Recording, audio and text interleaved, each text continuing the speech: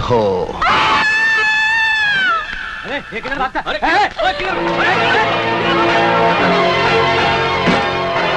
Sir, कल रात से मेरी बहन लापता है। वो ऑफिस से भी नहीं लौटी। सर, मेरे तो चारों तरफ अंधेरा सा छाया हुआ है। क्या तुम्हें किसी पर शक है? सर, इस शहर से इस तरह 18 लड़कियां गायब हो चुकी हैं। सब मुझे शक ही नहीं, यकीन है। ये सब कौन कर रहा है, क्यों कर रहा है? आप इस सब की डिटेल कल जागरण पेपर में पढ़ लीजिएगा।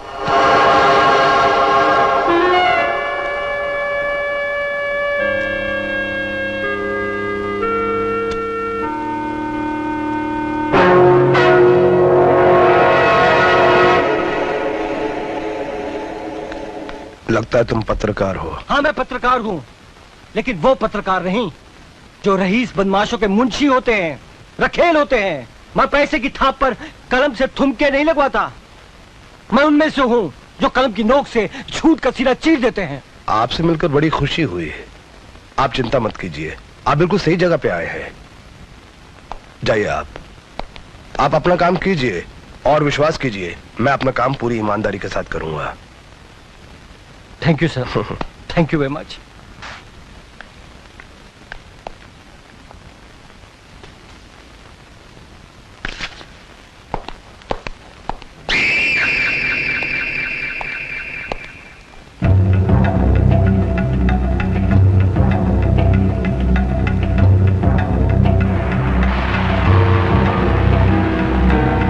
फिर तो उस पत्रकार ने धमकी भी दे दी थी कि उसे सब कुछ मालूम है।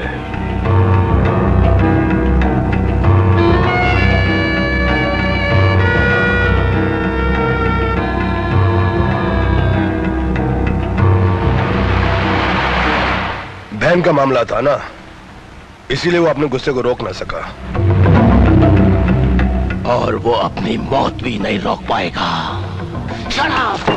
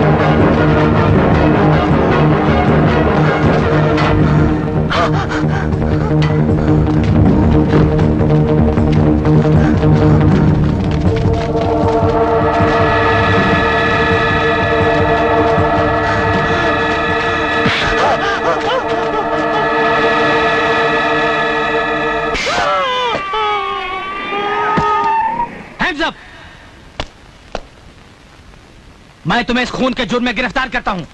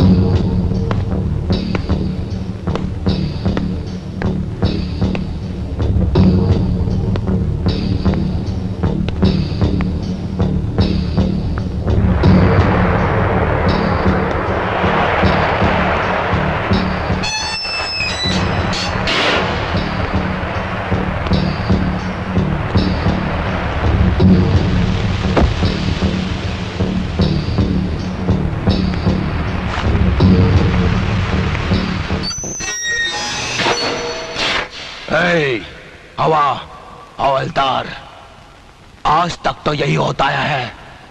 लॉकअप की नकली कुंजी हम जैसे लोग बनवा के रखते हैं और असली कुंजी तुम्हारे पास होती है। लेकिन आज के बाद सब उल्टा होगा, उल्टा। लॉकअप की नकली कुंजी तुम्हारे पास होगी और असली कुंजी मेरे पास होगी।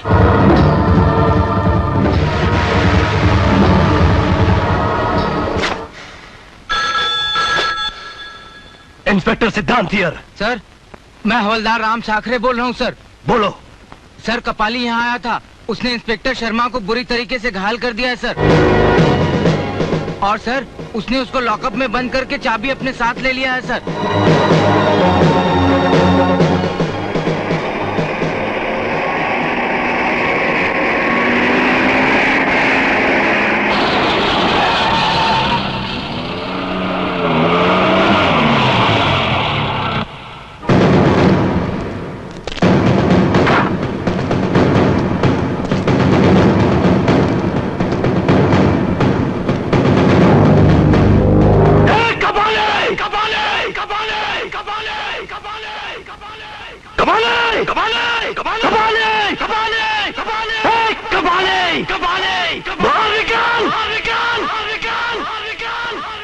अगर तू घर में छिपा रहा तो चूहे की मौत मारा जाएगा, और अगर बाहर निकल आया तो गीदड़ की मौत।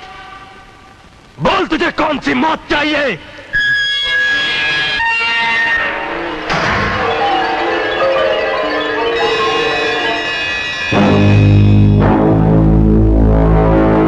कबाली की जान लेना तो यमराज के लिए भी बहुत मुश्किल है इंस्पेक्टर। अगर तेरे में हिम्मत है तो पहले ये लॉकअप की कुंजी उठा करके बता। ये ले।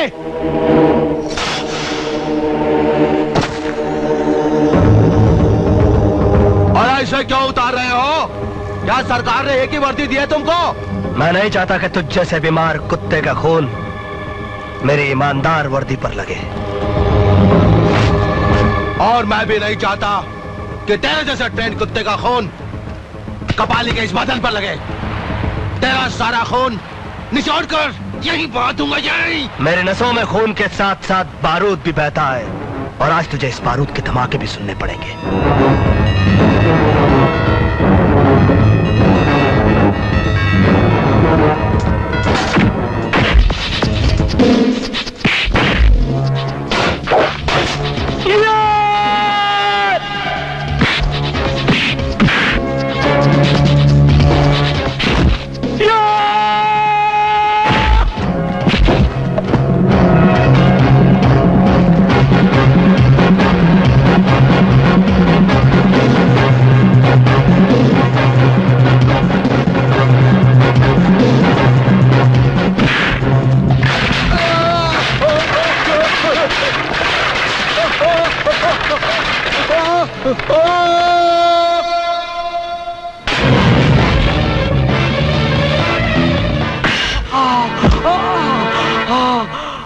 ये वही कपाली है जिसका नाम सुनकर ही आप लोग कांपने लगते थे, मगर गौर से देखिए, आज ये खुद कांपने के लायक नहीं बचा। लोग कहते हैं कि जब कोई चीज बांझ हो जाती है तो वो कुछ पैदा नहीं कर सकती। गलत है ये, इसलिए कि जब लोगों की बहादुरी बांझ हो जाती है तभी कपाली जैसे गुंडे पैदा होते हैं। अगर आप लोग ये चाहते हैं कि आप लोगों की खुदी को मिटाने के लिए अगर गुंडों की खुदाई भी आ जाए और मिटा ना सके, तो आप लोगों को खुददार बनना पड़ेगा। खुददार, खुददार, खुददार। अगर आप लोगों में से हर आदमी खुददार बन जाए तो सिर्फ इस इलाके में क्या, पूरे देश में कपाली जैसे लोग पैदा नहीं होंगे, और अगर हुए भी तो उनका अंजाम इससे भी ज्यादा दर्दनाक और भयानक होगा।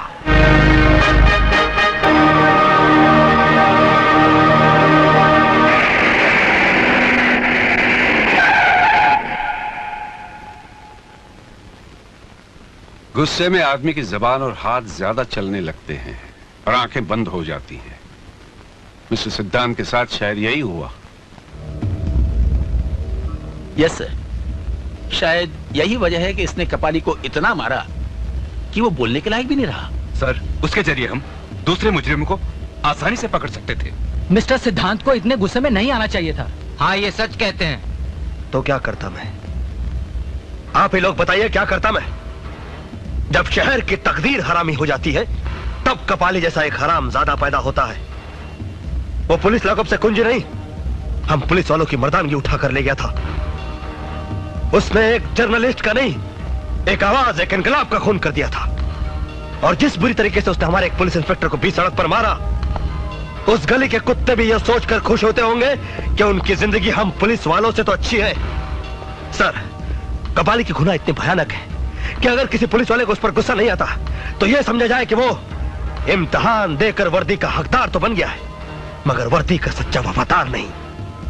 ये सच है सर, हालात कभी ऐसे भी हो जाते हैं कि गुस्सा आ जाए, मगर ये भी सच है मिस्टर सिद्धांत कि अगर तुम अपने गुस्से को काबू में रख लेते तो वो कम से कम बयान देने लायक तो रह जाता। सर, मैंने अपने गुस्से को काबू में रखा था, इसीलिए वो कम से कम जिंदा रहने के लायक जरूर है। The meeting is over.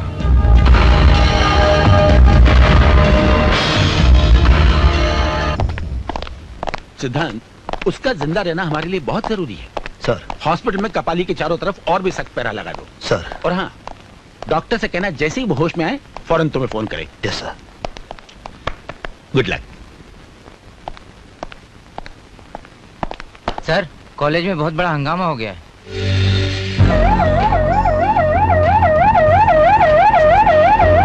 क्या समझता है प्रिंसिपल अपने आप को? हमारी डिमांड्स की कुछ वैल्यू ही नहीं। देख लेंगे हम सब लोग मिलकर इसको। हम लोगों ने जो सोचा वही हुआ। प्रिंसिपल ने हमारी बात नहीं मानी, मगर हम लोग चुप नहीं रहेंगे। आप लोगों को मालूम है हमारे कॉलेज की फीस बढ़ा दी गई है। इसे कम करने के बारे में हमारी प्रिंसिपल साहब से आधा घंटे बहस हुई, लेकिन वो मानने के लिए तैयार ही नहीं है। कहते हैं वाइस चांसलर से बात करनी होगी। ये सब बहाने हैं। प्रिंसिपल साहब, प्रिंसिपल साहब, मुर्दाबाद मुर्दाबाद कहने से कुछ नहीं होगा। फिर हम कॉलेज में तोड़फोड़ मचा देंगे।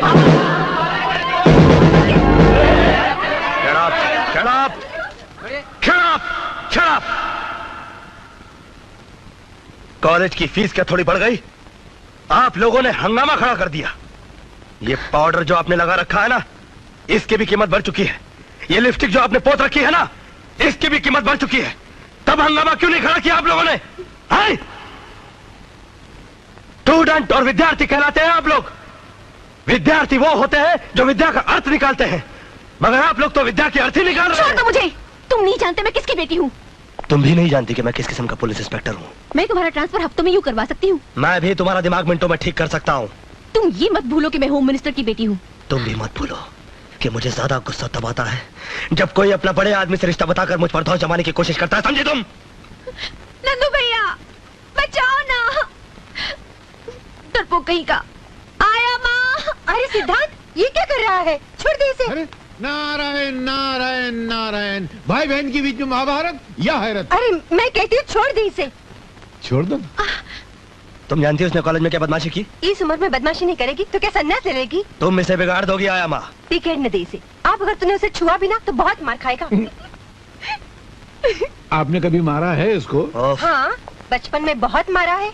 मैं एक बात बोलूं, आप बहुत झूठ बोलती हैं। नहीं ऐसा नहीं, मतलब आपने न कभी उसको डांटा है न कभी मारा है। मैं अपनी आंखों से देख कर आ रहा हूँ। सचमुच ये मुझे बहुत अच्छा लगता है। मैं जानती थी आखिर में आप भैया का ही साथ देने वाली हैं। नारायण नारायण, ये तो बहुत गर्म है। मगर ये बताइए मंत्री जी कहाँ हैं? वो बाजार गए हैं। बाजार गए? पिए यहाँ खड़ा, वो बाजार गए? मैं भी आता हूँ। अरे सुनो, क्या? ये गिलास ले दो। पहले बहुत से गिलास चोरी हो चुके हैं। तो सब मैंने थोड़ी चुराए हैं। रवा?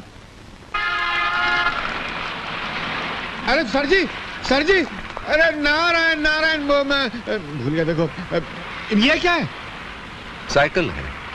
अरे आप होम मिनिस्टर होके साइकिल पे? सर आपको तो हेलीकॉप्टर में होना चाहिए था।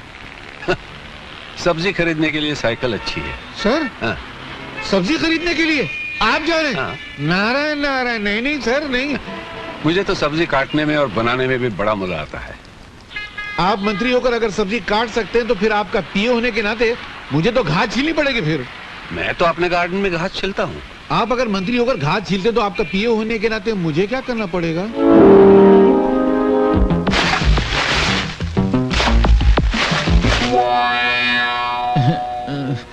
क्या सर, आपका पीए बनने में कितना खुश हुआ था। मैं समझा था कि मैं कैश कमाऊंगा, ऐश में रहूंगा।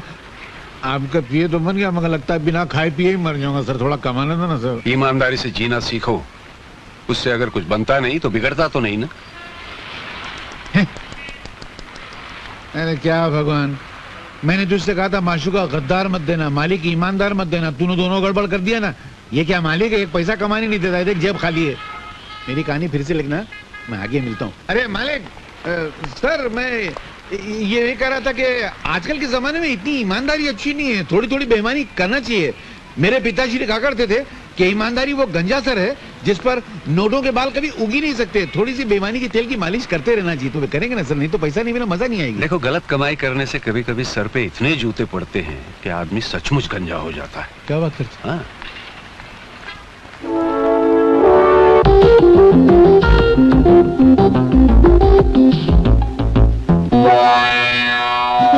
अरे सर,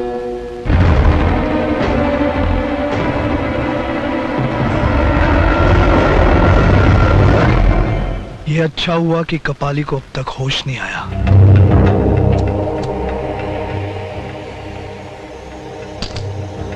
जब तक उसे मौत नहीं आती, उसके होश में आने का चांस बाकी है। शैनी, आखिर तुम कहना क्या चाहती हो? आज इस शहर में एक खास प्रोग्राम है। फिलहाल तो तुम इसे देखो।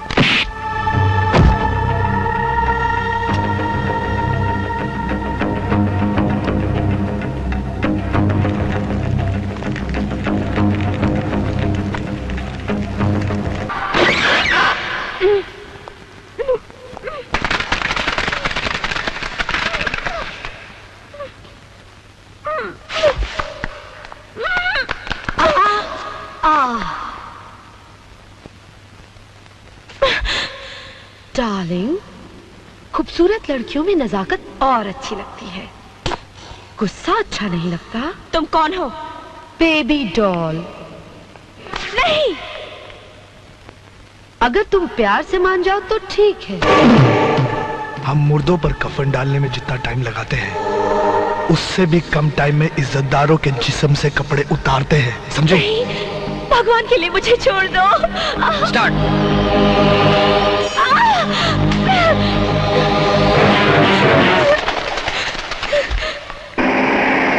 रुक जाइए, रुक जाइए। कुछ लोग जबरदस्ती मुझे स्टेज से उठा कर ले गए। वो लोग ब्लू फिल्म बनाते हैं। मेरे साथ भी बदतमीजी करने की कोशिश की। मैं किसी तरह वहां से भाग निकली। प्लीज चलिए मेरे साथ, वो लोग सामने वाले स्टेडियम में हैं। चलिए। आइए, आइए इंस्पेक्टर साहब, यही है वो जगह जहां वो बदमाश मुझे लेकर आया था, उसी दरवाजे से। और यहाँ गुंडे खड़े थे, और वहाँ कैमरामैन था, और यहाँ कालीन बिछाया गया था। मगर अब तो यहाँ कोई नहीं है। पता नहीं कहाँ चले गए सब। मैं सच कह रही हूँ इंस्पेक्टर साहब, यहाँ कैमरा था, गुंडे थे। आप मेरी बात का यकीन कीजिए। मैं उड़ते हुए कबूतरों के पर गिन लेता हूँ। सुनिए तो, आप ऐसे मत चले जाइए। देखिए, आप मेरा यकीन कीजिए। मैंने आपसे जो कुछ भी कहा वो सच है। मैं आपसे झूठ नहीं बोल। अपनी रातें सड़कों पर ही काटती हो या तुम्हारा कोई घर भी है? हाँ सर, मेरा अपना घर है। आप मुझे मेरे घर तक छोड़ देंगे? Thank you.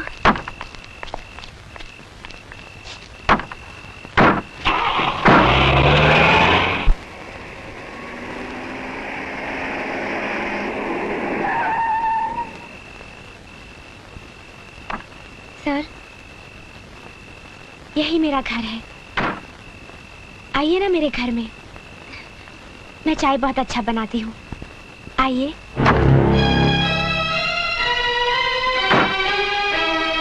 रात के सन्नाटे में अकेले मिलना, बदन पर इस तरह के तंग कपड़े, झूठे ड्रामे के सहारे किसी को अपने घर तक ले आना, और रात के 2 बजे घर के अंदर चलने की दावत देना।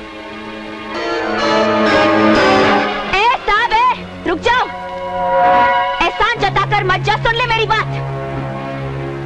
देखकर एक चीज तो समझ में आ गई कि हर वो चीज जो चमकती है वो सोना नहीं होती। अब मुझे देखकर एक चीज तुम भी समझ लो कि हर वो चीज जो काली होती है वो कीचड़ नहीं होती। ओ मानिया, सलीम, एल्बर्ट, पिंटू, कालिया, जल्दी बाहर आओ।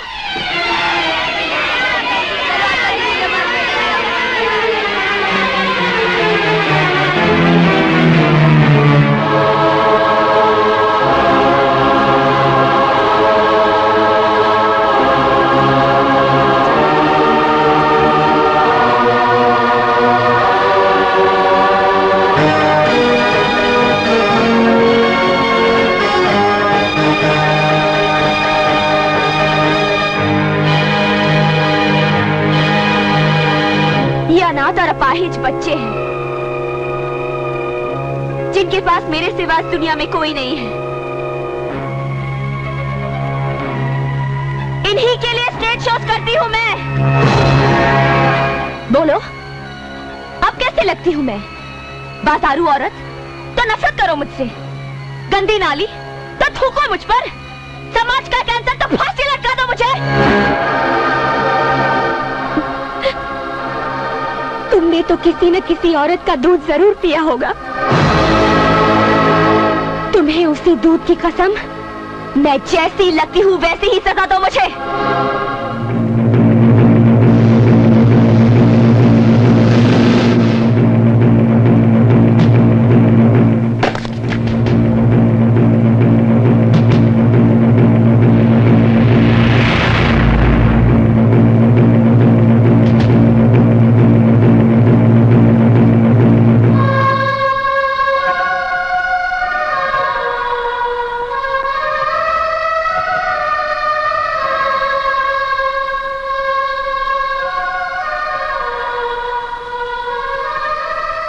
मैं पवित्र गीता को पहले इसी तरह माथे से लगाता हूँ, फिर होठों से इज्जत देता हूँ।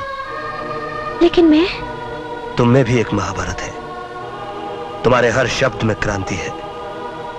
तुम भी पवित्र गीता की तरह हो, इसीलिए तुम्हारे साथ ये सलूक करना पड़ा।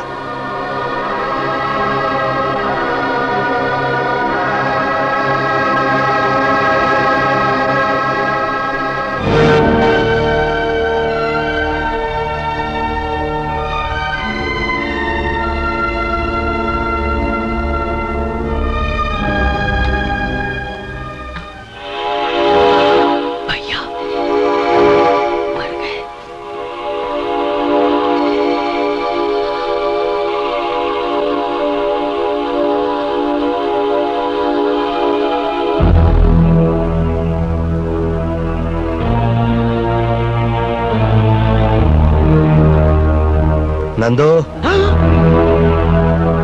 इतनी रात को कहां से आ रहे हो?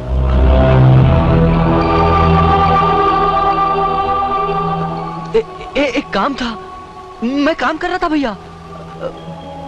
देशभक्ति पर एक फिल्म बन रही है, मैं उसी की शूटिंग कर रहा था।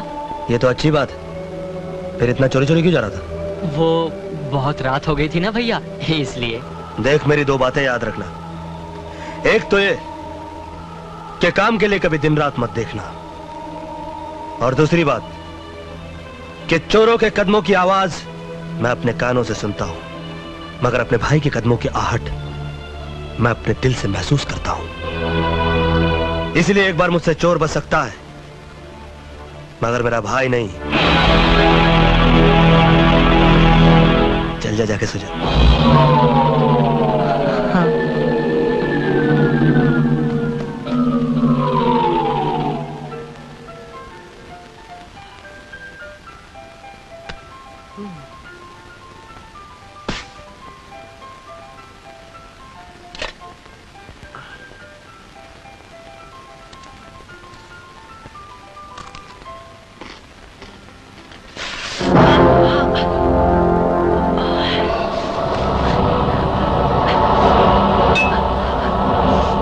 भी खाली है और चल रहा है, क्या करूं?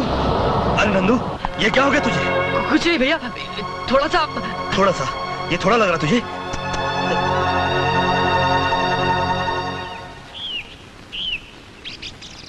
चल पहले पुलिस स्टेशन चलते हैं। उसके बाद घर जाएंगे। Police station? अरे नहीं भैया, आप ही जाओ ना। अरे तू तो एक आम आदमी की तरह पुलिस स्टेशन के नाम से घबराता है। तेरा भाई इंस्पेक्टर है। Now come on. अच्छा हुआ अपनी जीप से वो ऑटो रिक्शा वाला टकरा गया। फायदा अपना हुआ ना, उस रिक्शा वाले का पूरा रिक्शा डैमेज हो गया। अपनी जीप की तो सिर्फ कांच ही निकली है। अपना माल बनाते जाओ, कोई देखने वाला नहीं है। सब साले ऑफिसर यहाँ माल कमाने के चक्कर में है, अपन क्यों नहीं कमाए? कोई ना देवे उसको दो डालने का।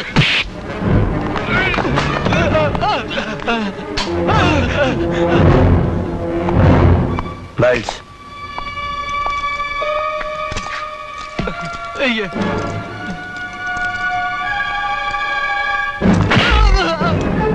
धुलाई उन्हीं कपड़ों की होती है जिन पर मैं लगा हो, समझे? गलती हो गई साहब, मुझे माफ कर दो साहब, गलती हो गई। माफ कर दो। गलती नहीं, जुर्म किया है तुम लोगों ने, और जुर्म के लिए माफी नहीं दी जाती, उसके लिए सजा दी जाती है।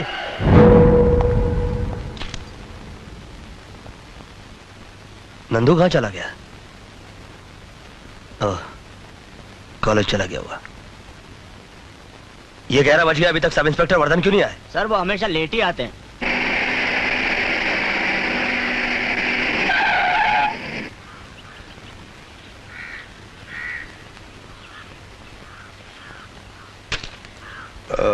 एक्सक्यूज मी सर, वो क्या है कि मैं किसी दूसरे मूड में था, इसलिए मैंने वो सिगरेट काम फेंक। तुमने अपनी घड़ी तो खरीद के पहनी होगी। जी? इसकी कीमत जानते हो? जी। तुम घड़ी की कीमत तो जानते हो, मगर वक्त की कीमत नहीं जानते। ओह, वो क्या सर, कल नींद नहीं आई और कुछ सुस्ती सी भी आ रही थी।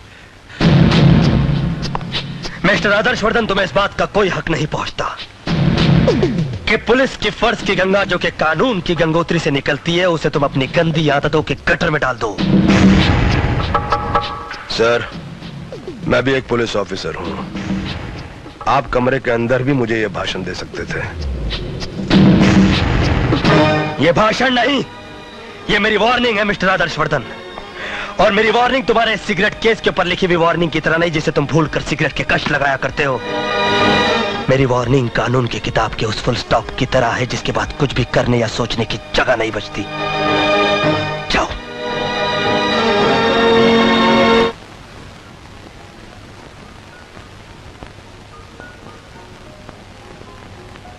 पूजा, तुमने गुंडों को पहचान लिया है।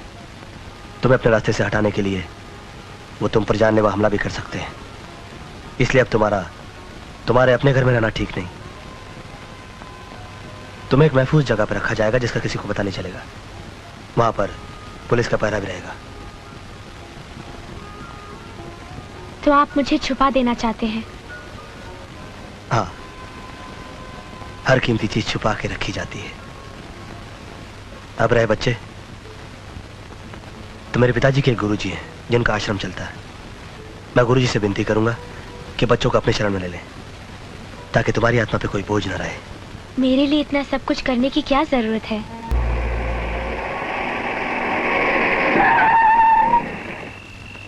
अरे सुनिए, स्वामी जी कहाँ होंगे इस वक्त?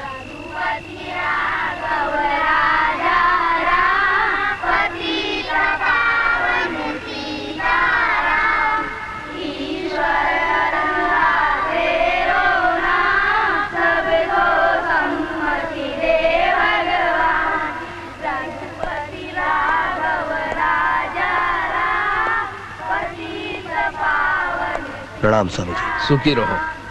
चरण छूने वाले से अच्छा व्यक्ति वो होता है जो हृदय छू ले। कहो, कौन हो तुम? स्वामी जी, मेरा नाम इंस्पेक्टर सिद्धांत है। मैं आपके शिष्य शास्त्री जी का बेटा हूँ। कुछ शिष्य ऐसे होते हैं जो त्याग के बल से इतने महान हो जाते हैं कि उनके गुरु को भी उनकी इज्जत करनी पड़ती है। और शास्त्री मेरा ऐसा ही शिष्य है जिसकी मैं इज्जत करता हूँ। कहो, किस उद्देश्य से आना हुआ? स्वामी जी, मैं शहर में 100 से भी अधिक कुछ ऐसे बच्चों को जानता हूँ जो अपाहिज भी हैं और अनाथ भी। मेरी आपसे ये विनती है कि अगर आप उन्हें अपनी शरण में ले सकें तो शरण में नहीं, ये समझो कि मैंने उनको अपने हृदय से लगा लिया, क्योंकि इन बच्चों में भगवान बसा करते हैं और मैं ये चाहता हूँ कि इन भगवान के चरणों में ही मेरी जिंदगी का अंत हो जाए। स्वामी जी प्रणाम। Swami ji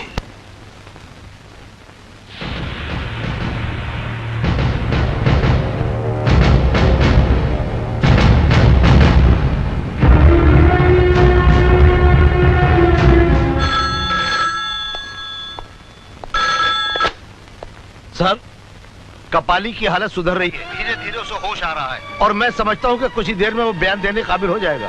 hello hello inspector, hello, देखिए बहुत अर्जेंट मैसेज है जो इंस्पेक्टर सिद्धांत को देना है। हेलो, अरे किसने फोन उठाया ये? हेलो, बोलते क्यों नहीं? Hello hello.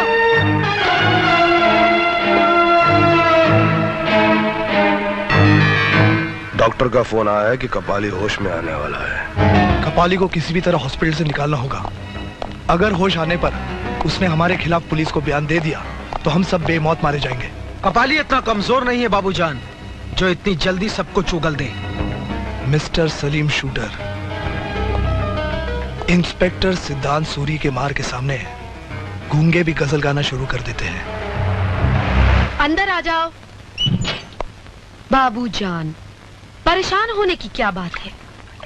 बात साफ है, शरीर का जो अंग सड़ जाए उसे काट कर फेंक दिया जाता है। कपाली को खत्म कर दो। ये तुम कह रही हो?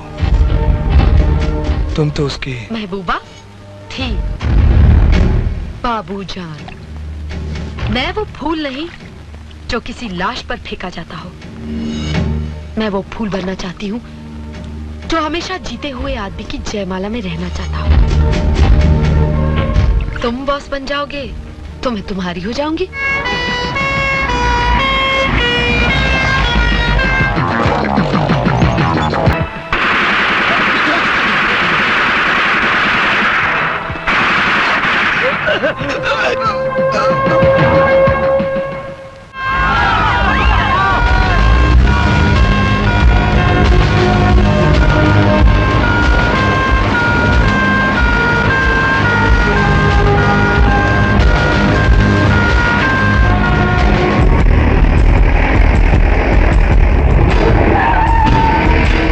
पिछले गेट के क्राउड को कंट्रोल करो, जाओ।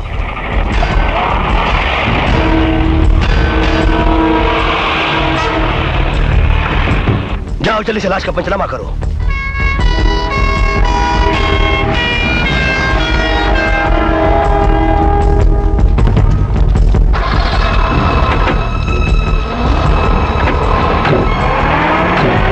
पीछे हटो, पीछे हटो, यहाँ से पीछे।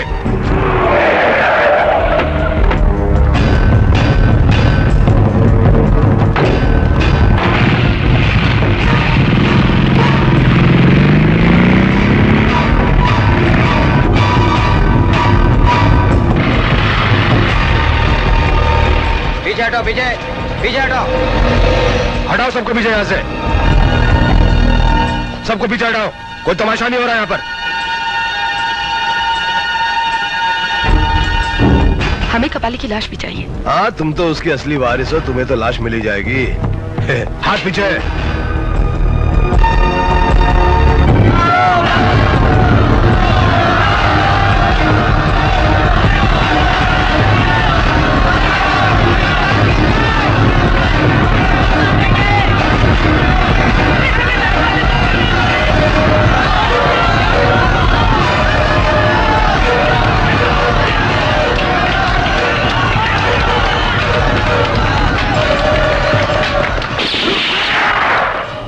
कानून अपने हाथ में मत लीजिए। अरे कानून को तो तुम लोग अपने हाथ में लेते हो। हाँ, तुम लोग। हाँ, हम कानून अपने हाथ में लेते हैं, लेकिन उसी इज्जत के साथ जिस तरह कोई गीता या कुरान अपने हाथ में लेता हो। मगर आप लोगों ने एक गुंडे के लिए पत्थर और डंडे अपने हाथों में उठा लिए हैं।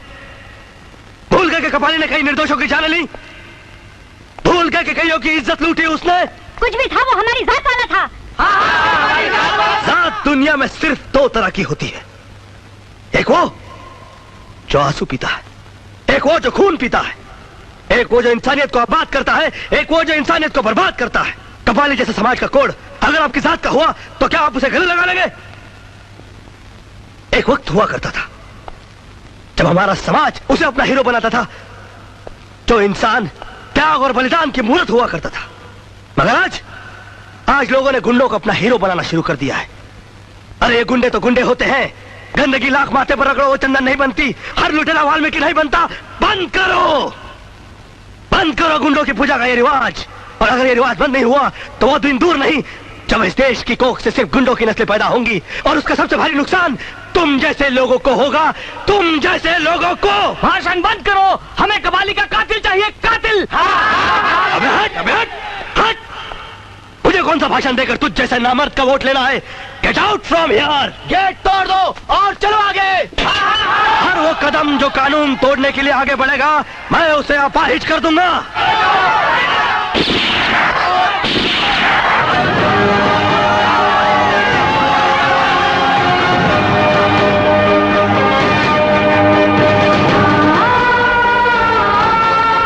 कपाली को सबसे पहले होश में आते मैंने देखा था, और सबसे पहले मैंने ही आपको फोन किया। इम्पॉसिबल। अगर आपने मुझे सबसे पहले फोन किया होता तो कातिल के पहुंचने से पहले इंस्पेक्टर सिद्धांत यहाँ होता। आप मेरी बात के यकीन कीजिए कि मैंने आपके थाने फोन किया था और किसी आदमी ने फोन उठाया था। मैंने कपाली के बारे में सारी बातें उसे बता दी थी ताकि आपको खबर दे सके। कौन था वो? मैंने उससे बार बार पूछा कौन हो तुम, कौन हो तुम। उसे जवाब तो नहीं दिया लेकिन फोन काट दिया।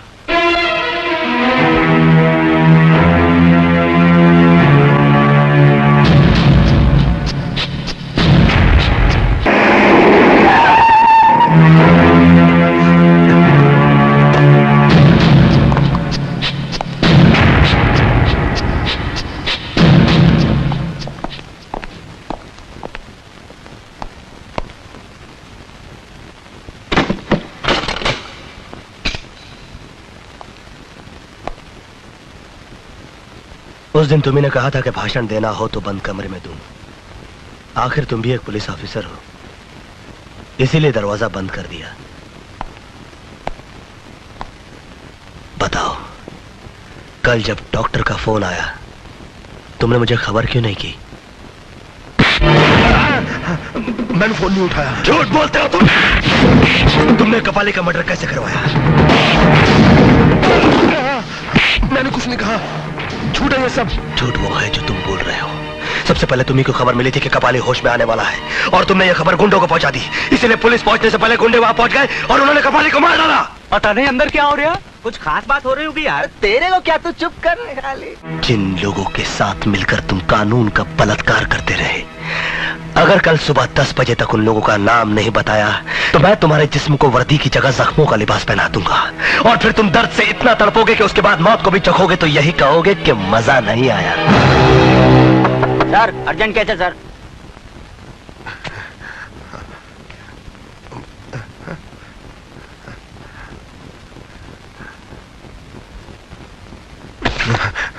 आओ, और हो सके तो मुस्कुराहट का कफन अपने होठों पे डाल दो ताकि अपने छोटों के सामने बेइज्जत होने से बच जाओ।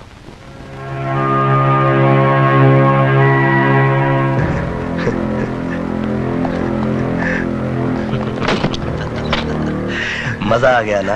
हाँ, बहुत मजा आ गया। अरे कोई साहब को कोल्ड ड्रिंक पिलाओ। कल 10 बजे। Cold drink sir.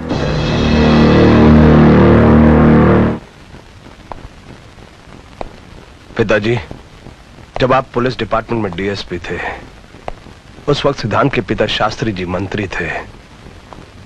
उन्होंने आप पे आरोप लगाया था कि आप एक ईमानदार ऑफिसर नहीं, आप करप्ट हैं, आप रिश्वत लेते हैं। वो आपको नौकरी से निकाल देना चाहते थे, लेकिन उससे पहले ही बदनामी के डर से आपने। मैं आपकी मौत के साथ साथ अपनी बेइज्जती का भी बदला लूंगा। मैं नफरत के मोरों से दुश्मनी का शतरंज उसी की बिसात पे खेलूंगा, और ऐसी मात दूंगा, ऐसी मात दूंगा कि मौत भी रो पड़ेगी पिताजी।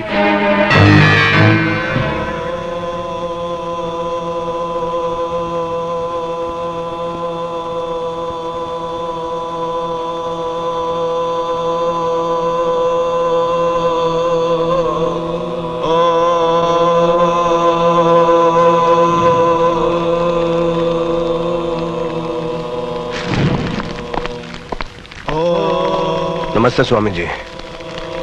आप तो सब जानते हैं, अब बताइए मैं क्या करूं? जब पूजा से बात नहीं बनती तो यज्ञ किया जाता है।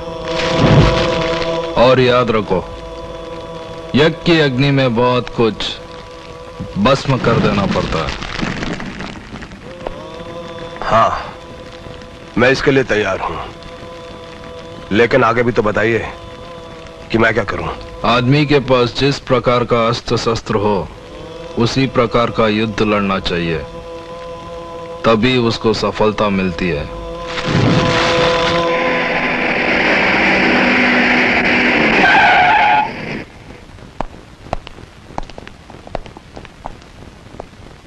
गुड मॉर्निंग मिस्टर सिद्धांत।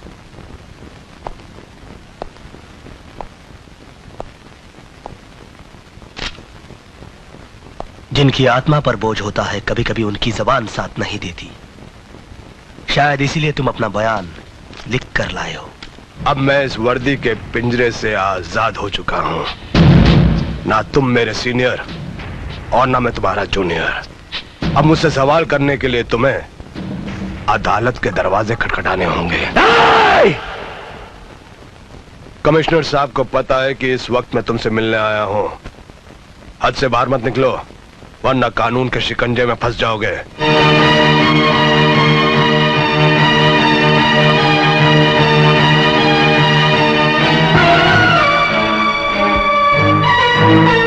तुम मेरी जिंदगी में फुल स्टॉप तो क्या, कॉमा भी नहीं लगा सके, लेकिन मैं तुम्हारी जिंदगी में फुल स्टॉप जरूर लगाऊंगा।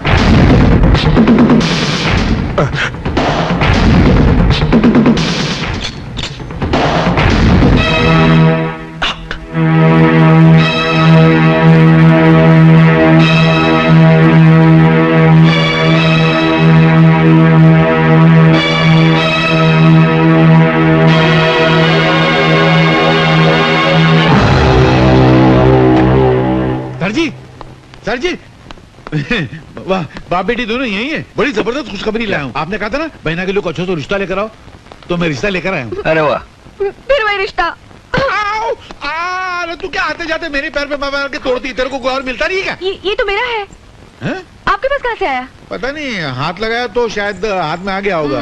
दीजिए। ये लो, जाओ। सर, बड़ा अच्छा रिश्ता लाया हूँ। वो बहुत बड़े लोग हैं। कमल राय कंपनी है ट्रांसपोर्ट की। हिंदुस्तान में उनके 50 ऑफिस है, 400 ट्रक हैं। वाह, 1200 करोड़ के मालिक, बहुत नाम वाले लोग हैं। ईमानदार हैं? ईमानदार? वो तो मैंने पूछा नहीं, वो आप आए तो पूछ लेना। पर मुझे लगता नहीं कि ये रिश्ता हो सकेगा। क्यों? मुझे नहीं लगता, क्योंकि वो लड़के के बाप हैं, आप लड़की के बाप हैं, और लड़के का बाप लड़की के बाप से जहेज तो मांगेगा, और जैसे ही बाप से जहेज मांगेगा आप उसको इतना लंबा भाषण पिला देंगे और धक्का मार के बाहर निकाल देंगे। कुछ होने वाला नहीं। मैं भी हवा की जमीन पर धुएं की दीवार से किला बनाता रहता हूँ। फिर भी ले आऊं तो बुला के ले आऊं? अच्छा रहेगा, बात हो जाएगा, फ्लॉप तो होने वाली है। मैं भी उल्लू का पट्टा खामा खा की टेबल टेनिस खेलता रहता हूँ। सेठ जी, सेठ जी आइए आइए। नमस्ते जी। नहीं, मैं तो पिए हूँ। उधर हो आप? कहाँ थे इतनी देर से? आइए। सर ये लीजिए। नमस्कार। ये लड़के के बाप है, ये लड़की की माँ है, ये लड़के का मैनेजर है, और ये उसके पिता है। नहीं अंकल, आपने सब गड़बड़ कर दी, उल्टा पुल्टा हो गया। कैसे? लड़का मैं हूँ। अच्छा, ये मेरे पिताजी हैं, ये मेरी माताजी हैं, नमस्ते। और ये हमारे मैनेजर साहब हैं। पर तुमने तो कहा था तुम लड़के की माँ हो। मैंने? अच्छा, आप लोग बैठिए ना। हाँ, मैं भी वहाँ बैठ जाता हूँ। सब फ्लॉप तो होने वाला है, आपने क्या करने का? अच्छा, क्या काम करते हो? जी मैं ग्रेजुएट हूँ, और डैडी के सारे बिजनेस मैं ही संभालता हूँ। अच्छा, हम दोनों पति पत्नी 6 महीने तो तीरथ पर रहते हैं। हाँ जी। अच्छा, आप लोग दहेज में क्या लेंगे? हमें बहू के अलावा दहेज में कुछ नहीं चाहिए। जी हमारे लिए सौभाग्य की बात यही होगी कि हमारा रिश्ता आपके यहाँ तय हो जाए। कन्हैयालाल, ओ कन्हैयालाल। हाँ, क्या हुआ? फ्लॉप हो गया ना? अरे फ्लॉप नहीं हुआ, मामला तय हो गया। मिठाई तो खिलाओ सबको। शादी पक्की हो गई? अरे मुबारक हो। लो सर को मिठाई खिलाओ। जल्दी खोलो यार। ये लीजिए। ये तो खाली है।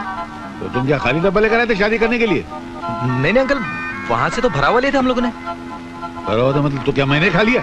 नहीं मेरा। अरे वाह, देखो सर, ये ईमानदारी का जमाना है। मैं आपके बेटे का यहाँ रिश्ता पक्का करने आया तो बोलता है मैं मिठाई खा गया, कल बोलेगा मैं जहेज खा गया, फिर बोले मैं सुबह सेट खा गया। वाह वाह वाह, शराफत की दुनिया ही नहीं है। कुछ मीठा मीठा तो लग रहा है यार। मैंने खाया था क्या? खामखा बेचारे को डांट दिया। ऐसा नींद में क्यों जाता मालूम नहीं।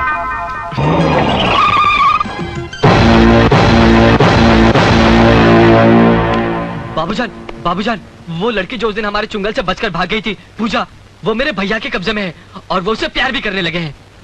फिर वो मुझे जरूर पहचान लेगी और मैं उससे बच नहीं पाऊंगा। और भैया तो मुझे जान से मार डालेंगे। तुम कुछ करो बाबूजान, तुम उसे जान से मार डालो, उसे मार डालो बाबूजान, वरना मैं मर जाऊंगा। बाबूजान, जेनी, ये बंद करो और मेरी बात सुनो। तुम उसे मरवा दो, वरना भैया मेरे टुकड़े टुकड़े कर देंगे, मेरे टुकड़े टुकड़े कर देंगे।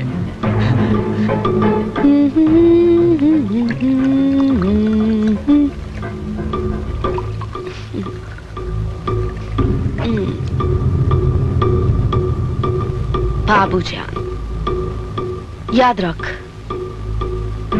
रावण की मौत नहीं होती अगर उसका छोटा भाई नहीं होता।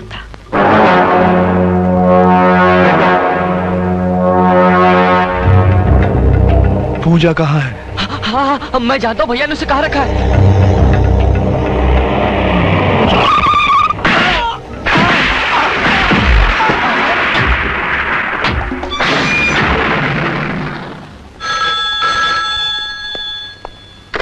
हेलो सर, मैं हवलदार रमन्ना बोल रहा हूँ। कुछ गुंडों ने उस घर पर हमला कर दिया है जहाँ आपने पूजा जी को रखा है। आप जल्दी आ जाइए। पूजा, पूजा, पूजा।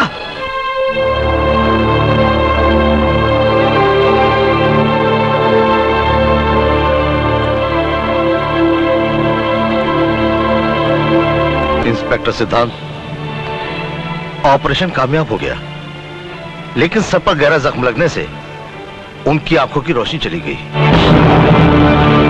इंस्पेक्टर सिद्धांत, आपका डिपार्टमेंट मुजरिमों के खिलाफ गवाह तो तैयार कर लेता है, लेकिन उनकी रक्षा नहीं कर पाता। मैंने उसके लिए 2 कार्ड दिए थे डॉक्टर। वो गुंडों को नहीं रोक पाए तो गलती उनकी थी या आपके डिपार्टमेंट की? और फिर सजा किसको मिली? किसको मिली सजा? चूंकि पूजा स्टेज की आर्टिस्ट थी, इसलिए पहले से मैं उसको जानता था। माँ बाप तो है नहीं, पहले से उसकी जिंदगी वीरान थी, अब तो उसकी जिंदगी में अंधेरा ही छा गया। कुछ लोग उसके अंधेपन का फायदा उठाने की कोशिश करेंगे और दुश्मन तो उसे मार ही डालेगा। फिर आगे उसकी बर्बादी का जिम्मेदार कौन होगा? किसी के भी जिम्मेदार होने का कोई सवाल ही पैदा नहीं होता, इसलिए कि वो बर्बाद ही नहीं होगी। मैं उससे शादी करूंगा।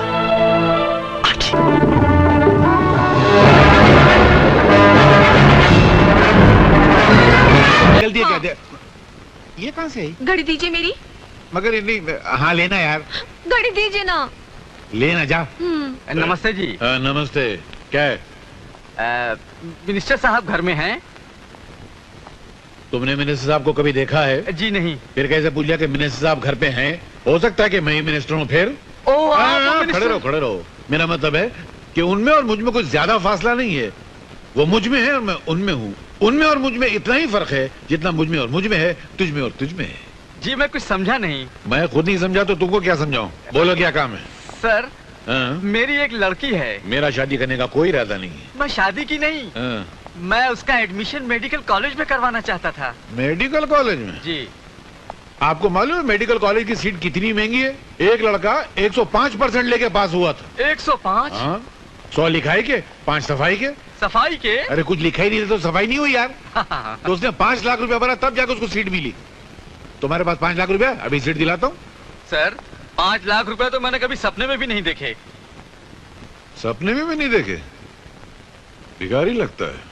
चलो, मेरे दिल में रहम है, मैं तुम पर रहम खाता हूँ। 1 लाख रुपया तो सीट दिला देता हूँ। सर, मैं जिस मोहल्ले में रहता हूँ ना, वहाँ के तमाम मकान बेच दिए जाएं। उन मकान में रहने वालों के सारे कपड़े, लत्ते, बर्तन सारे बेच दिए जाएं। उन लोगों को भी बेच दिया जाए तो भी 1 लाख रुपया इकट्ठा नहीं हो पाएगा। अनाथ आश्रम में रहता है क्या बे? अबे 50,000 दे सकता है कि नहीं? सर 40 साल हो गए मुझे नौकरी करते करते, अब तक मेरे प्रोविडेंट फंड में 50,000 नहीं जमा हो पाए। साला, अबे 5,000 देगा? मेरी औकात नहीं है। 500 रुपया देगा? तनख्वाह नहीं है मेरी। अबे तो तेरी औकात कितनी है? 5 रुपए की। होम मिनिस्टर का पीए और 5 रुपए रिश्वत? थू थू थू, हट! इससे तो ईमानदारी अच्छी है। अबे हम लोग वो लोग नहीं है जो 5 रुपए और 5 लाख रुपए के लिए ईमान बेच देते हैं। हम देश प्रेमी है, देशद्रोही नहीं। निकल जाओ यहाँ से। मगर मेरा एडमिशन। मैं निकल, तेरी मेरी बच्ची का जेल करा दूंगा तुमको। हमारा ईमान खरीदते हो? हम जैसे सच्चे लोग जिन्होंने कभी आज तक रिश्वत नहीं ली। निकलो, हवलदार, पुलिस वाले, गिरफ्तार कर लो। बताओ, 5 रुपए रिश्वत देता। अरे सिद्धांत कहाँ है? यहाँ बाबूजी। आओ बेटे आओ। बैठो। सिद्धांत, मैं सोचता हूँ कि कुछ दिनों के लिए बहू को लेके तुम किसी अच्छी जगह पे चले जाओ। ये हुई ना कोई बात, और ये शुभ कार्य आज ही कर डालिए। क्यों भैया? कुछ बोलते ही नहीं है। कैसे बोलेगा? ये तेरी तरह बेवकूफ नहीं है। ये जानता है कि इलेक्शन के हंगामे शुरू हो गए हैं। बाबूजी इलेक्शन में खड़े हैं, कितना काम है यहाँ पर। क्या नंदू, बराबर है ना? इतना काम है तो छोड़ दीजिए बाबूजी, इन्हें काम करने दीजिए। अरे मेरे इलेक्शन की चिंता तुम क्यों कर रहे हो? मैं देख लूंगा। और वैसे भी तुम सरकारी अफसर हो, तुमसे एक वोट से ज्यादा फायदा नहीं होने वाला। बहू एक से एक कई सदमों से गुजरी है, जरा बाहर जाएगी तो उसका दिल भी बहल जाएगा। और तुम ये क्यों नहीं सोचते, नई नई दुल्हन के कुछ अरमान भी तो होते हैं। हाँ, और उन्हें पूरा करना ये भी तुम्हारी ड्यूटी है। हाँ। ठीक है। शास्त्री जी जिंदाबाद। शास्त्री जी को वोट दो। शास्त्री जी जिंदाबाद। शास्त्री जी को वोट दो। शास्त्री जी जिंदाबाद। शास्त्री जी जिंदाबाद। शास्त्री जी को वोट दो। शास्त्री जी जिंदाबाद। शास्त्री जी को वोट दो। शास्त्री जी को वोट दो। लालटेन को वोट दो। शास्त्री जी को वोट दो। आदर्श वर्धन को वोट दो। आदर्श वर्धन जिंदाबाद। आदर्श वर्धन को वोट दो। आदर्श वर्धन जिंदाबाद। शास्त्री जी को वोट दो। लालटेन को वोट दो। आदर्श वर्धन को वोट दो।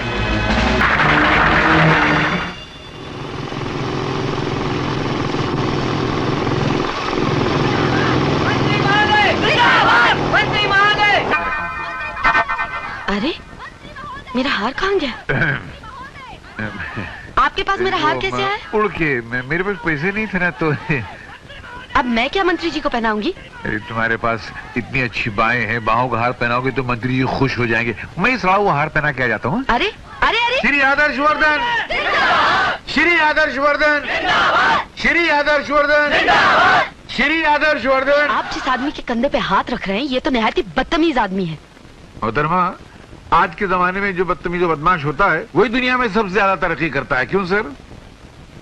तुम तो शास्त्री जी के प्यादे हो। हूँ नहीं था।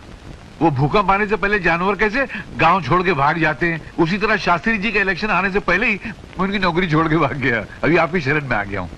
सर इसकी कोई मदद मत कीजिएगा, ये बिल्कुल गद्दार आदमी है। सर, जो ईमानदारों से गद्दारी करेगा वो गद्दारों से ईमानदारी करेगा, ये बहुत बड़े झूठे ने कहा है। आदमी दिलचस्प भी हो और चालाक भी। आज से तुम हमारे प्यादे हो।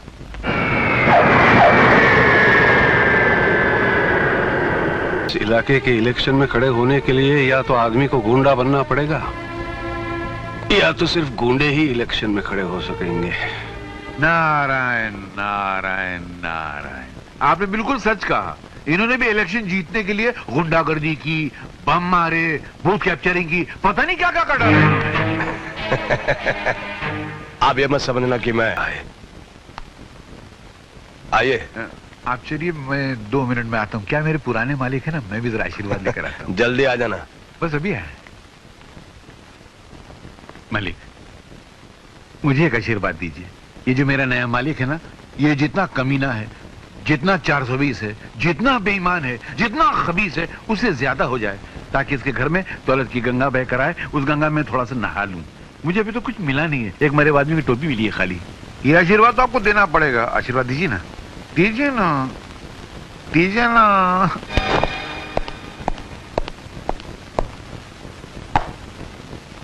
मिस्टर सिद्धांत, आजकल हर मिनिस्टर की सिक्योरिटी पर सरकार बहुत ध्यान दे रही है। एक नए मंत्री जी ने अपने बॉडीगार्ड के लिए तुम्हारा नाम दिया, जिसे हमें मानना ही पड़ा। कल से तुम उनके बॉडीगार्ड रहोगे। वो मंत्री हैं श्री आदर्श वर्धन। लेकिन याद रख इंस्पेक्टर, एक दिन मैं तुम्हें अपने पीछे पीछे कुत्ते की तरह दुम हिलाने पे मजबूर कर दूंगा। सर, ये मुझसे नहीं होगा। मैं अपनी नौकरी से इस्तीफा देने के लिए तैयार हूं।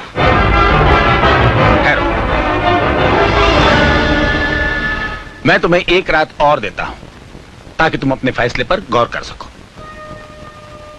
आदर्श वर्धन को पसंद नहीं करते, तुम्हें उससे नफरत भी है, लेकिन यह तुम्हारा निजी मामला है। एक इंस्पेक्टर होने के नाते इन सब बातों से ऊपर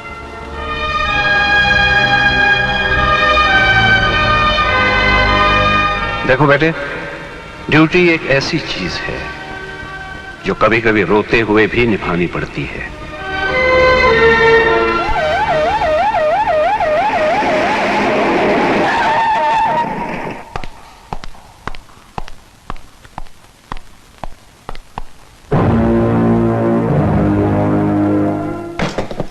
इसी जगह हमारे बीच एक रिश्ता टूटा था।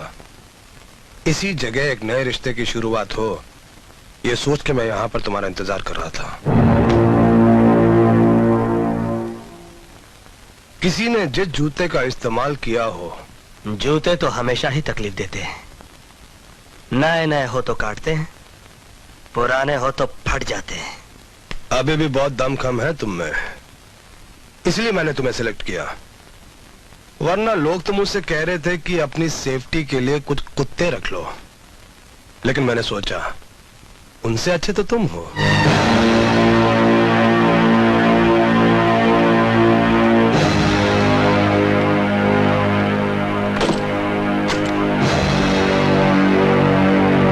अभी मैं जरा सा शोर मचा दूं कि पुरानी दुश्मनी की वजह से तुम यहां पर मुझे मारने की कोशिश कर रहे थे, तो आज मुझे ना किसी गवाह ना किसी सबूत की जरूरत पड़ेगी। सरकारी मशीनरी से जनता तक सब तुम्हारे खिलाफ हो जाएंगे। मिस्टर सिद्धांत सूरी, कल चालाक तुम थे, लेकिन आज चालाक मैं हूं। कल वक्त तुम्हारा था, लेकिन आज वक्त मेरा है। तुम जैसे खुददार आदमी के लिए ऐसी जिंदगी जीने से अच्छा है कि तुम अपनी नौकरी से इस्तीफा दे दो। Resign. Why should I resign? मैं कोई बुज़दिल गुनहगार नहीं जो अपना गुनाह छुपाने के लिए इस्तीफा दे दूं। जहर पीना पड़े तो पीऊंगा। ड्यूटी तो ड्यूटी है, करनी है सो करूंगा। आइए सर।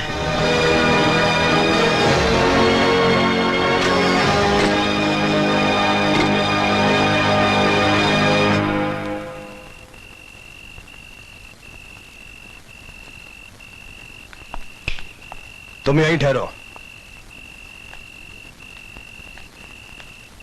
ये आलीशान बंगला मुझे सरकार ने दिया है। आज से तुम्हारी ड्यूटी शुरू। खड़े रहो वहीं दरवाजे पर।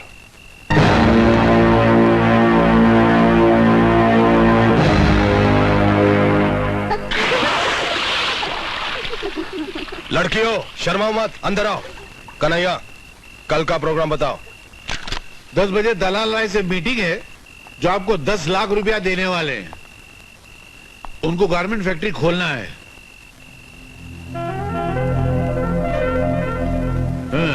खोल दो, सब कुछ खोल दो। आजा। आपने उनको बियर की फैक्ट्री का लाइसेंस दिलाने का वादा किया है। दे दो लाइसेंस दे दो, जो चाहिए दे दो। 1 बजे काला घोड़े पर एक मूर्ति के चेहरे से घूंघट हटाना है। ऐसे। मैं जाऊं? हाँ ठीक है, तू तो आ। Good night.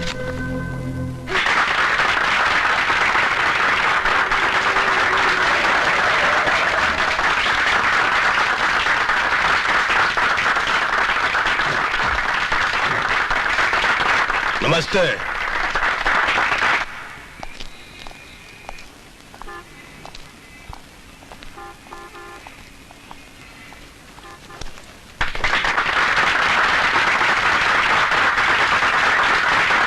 शहीद कपिलेश्वर अमर रहे, अमर रहे।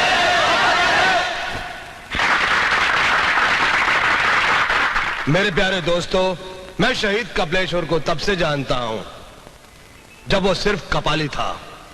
बहुत बड़ा त्यागी था, दिलेर था, वो एक मसीहा था। लेकिन अफसोस, उनका अंजाम भी वही हुआ जो बहुत सारे देश प्रेमियों का हुआ है। पुलिस कस्टडी में उसकी हत्या कर दी गई। इसलिए मैं पुलिस की नौकरी से इस्तीफा देकर राजनीति में आया हूं, ताकि वर्दी पहनकर जो लोग हमारी गरीब जनता पर जुल्म कर रहे हैं, मैं उनका पर्दाफाश कर सकूं, उन्हें सजा दिलवा सकूं, उनकी धज्जियां उड़ा सकूं।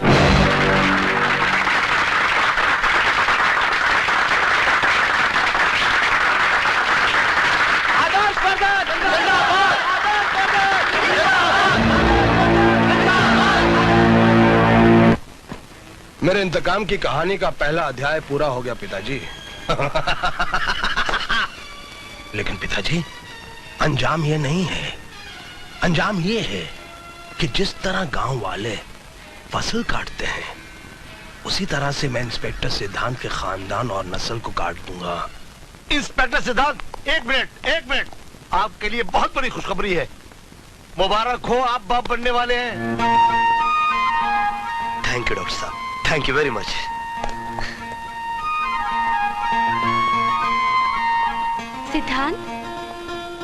सिद्धांत, डॉक्टर ने क्या कहा? अरे ये फूल किस लिए? सोचो क्या कहा होगा। पता नहीं, बताओ ना। देखो मेरा ये दिल कितनी जोर जोर से धड़क रहा है। हाँ? सोचो क्या कहा होगा। पता नहीं, बताओ ना डॉक्टर ने क्या कहा। तुम सोच के बताओ ना। मालूम नहीं, बताओ ना। मैं जो हूं ना।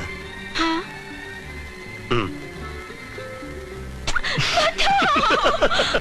और तुम जो हो ना। हाँ? अरे, तुम हंस क्यों रहे हो? तुम मां बनने वाली हो। और अब लिखो, मिस्टर करण सिंह, जयपुर। अरे बिंदिया, जरा बहू का हाथ तो बताओ। इनकी शादी हो रही है और ये कार्ड खुद लिखे। क्या ये अच्छा लगेगा बाबूजी? जब भाभी की माँ बनने के दिन करीब आ जाएंगे, तब मैं इनको आराम करने दूंगी और खुद ही काम कर लिया करूंगी। चुप, जो भी मुंह में आता है बक देती है। नारायण नारायण। वाह, क्या बात है, यहाँ तो खुशियों के लड्डू बट रहे हैं। नमस्ते भाई साहब। अरे नमस्ते, कैसी है? ठीक हूँ। क्या बात है, बड़े खुश लग रहे हो। हाँ, वक्त वक्त की बात है। पहले मेरा मालिक बहुत ईमानदार आदमी था तो मैं कड़का था। अब बहुत बेईमान है, इसलिए मेरे पास बहुत माल है। बैठ जाओ। अवश्य बैठेंगे। आप देखिए हम कैसे बैठते हैं। कन्हैयालाल, ठीक से बैठो। बैठो नहीं, बैठिए। बैठो का जमाना गया जब कुछ लोग मुझे कहते थे बैठो और मैं सुकड़ के बैठ जाता था। अब लोग मुझे इज्जत से कहते हैं कि बैठिए और मैं शान से फैल जाता हूँ।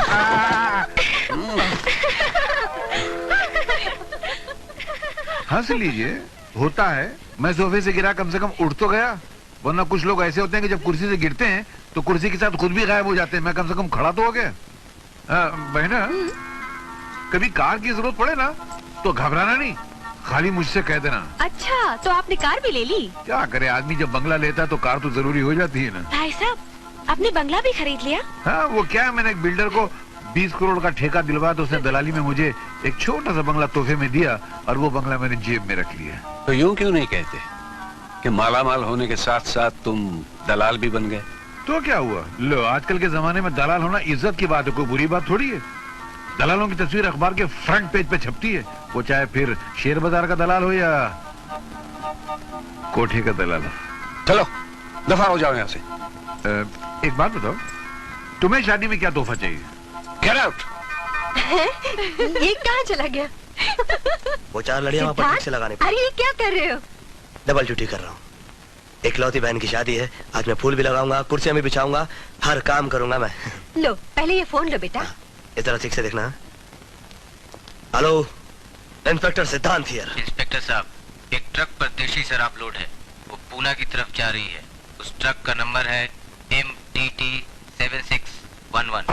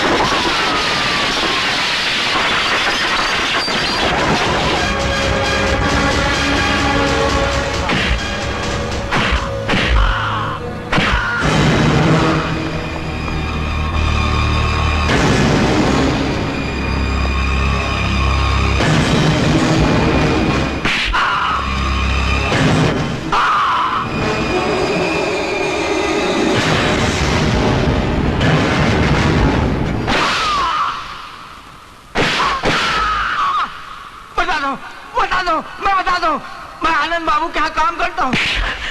कौन आनंद बाबू? वही जिनकी शादी आपकी बहन के साथ हो रही है।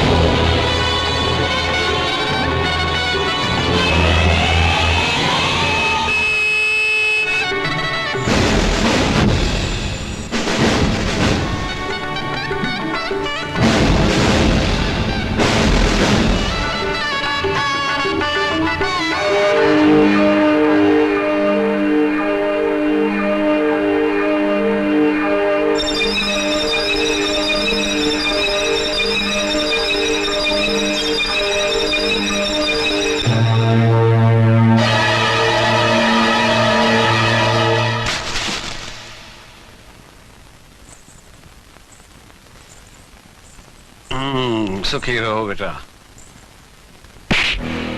बेईमान, तेरी ये हिम्मत! बीच में कोई बोला नहीं? साले कुत्ते!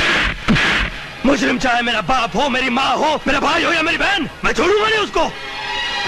इन लोगों ने जानबूझ के हमारे साथ दगाबाजी की, जानबूझ के इसके बाप ने इसकी शादी मेरी बहन के साथ की, ताकि ये लोग कानून की आंखों में धूल झोंक सके, ताकि लोग कानून को ढाल बना के इस्तेमाल कर सके, ताकि लोग बहन के जरिए एक खुददार भाई को मजबूर कर सके, उसको दबा सके।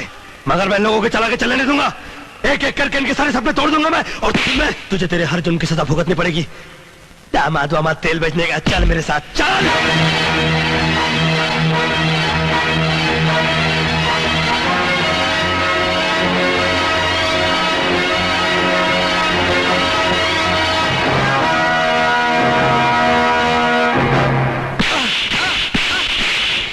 कमला ट्रांसपोर्ट का मालिक तू ही है ना? हाँ। उसमें तेरा ही माल जा रहा था ना? हाँ।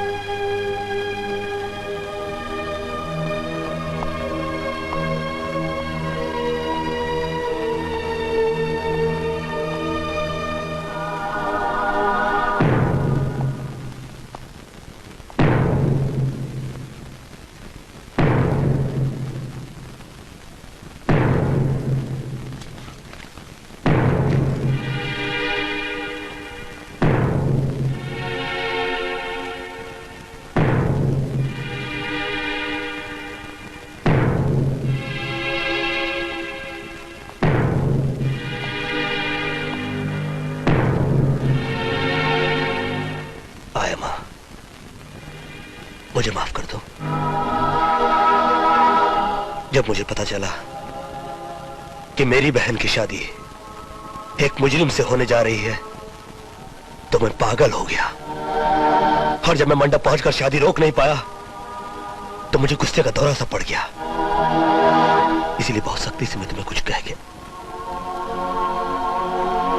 आया मां, तुम हमेशा से मुझे माफ करती आई हो, एक बार और माफ कर दो।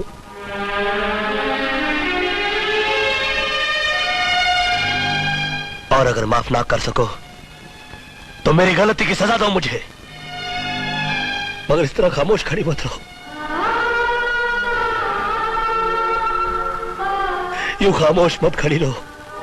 सिद्धांत, बस कर सिद्धांत, बस कर। तुम्हारी तरह पांव पर गिरने वाली बेटी तो जन्म देने वाली माँ को भी मुश्किल से मिला करते। मैं तुमसे नाराज थी ना, इसमें दोष मेरा भी था, क्योंकि मैंने सिर्फ अपना ही दर्द याद रखा और तुम्हारा दर्द भूल गई। आओ हम दोनों एक दूसरे को माफ कर दे। सिद्धार्थ,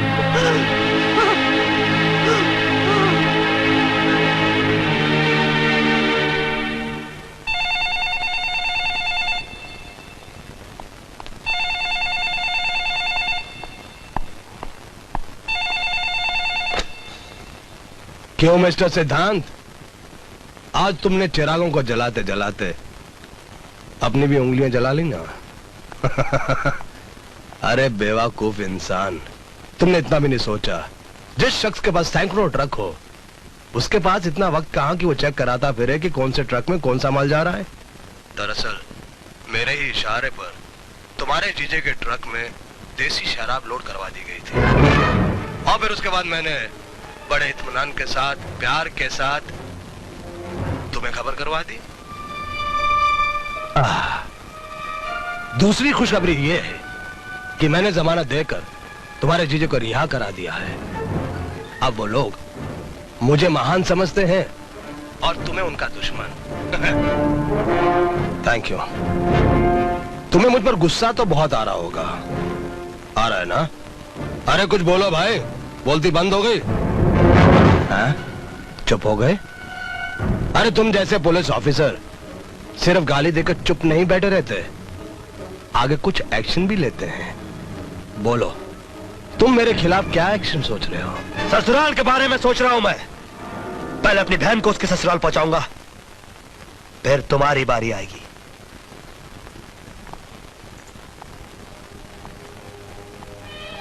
मैं जानता हूं तुम यहां किस लिए आए हो।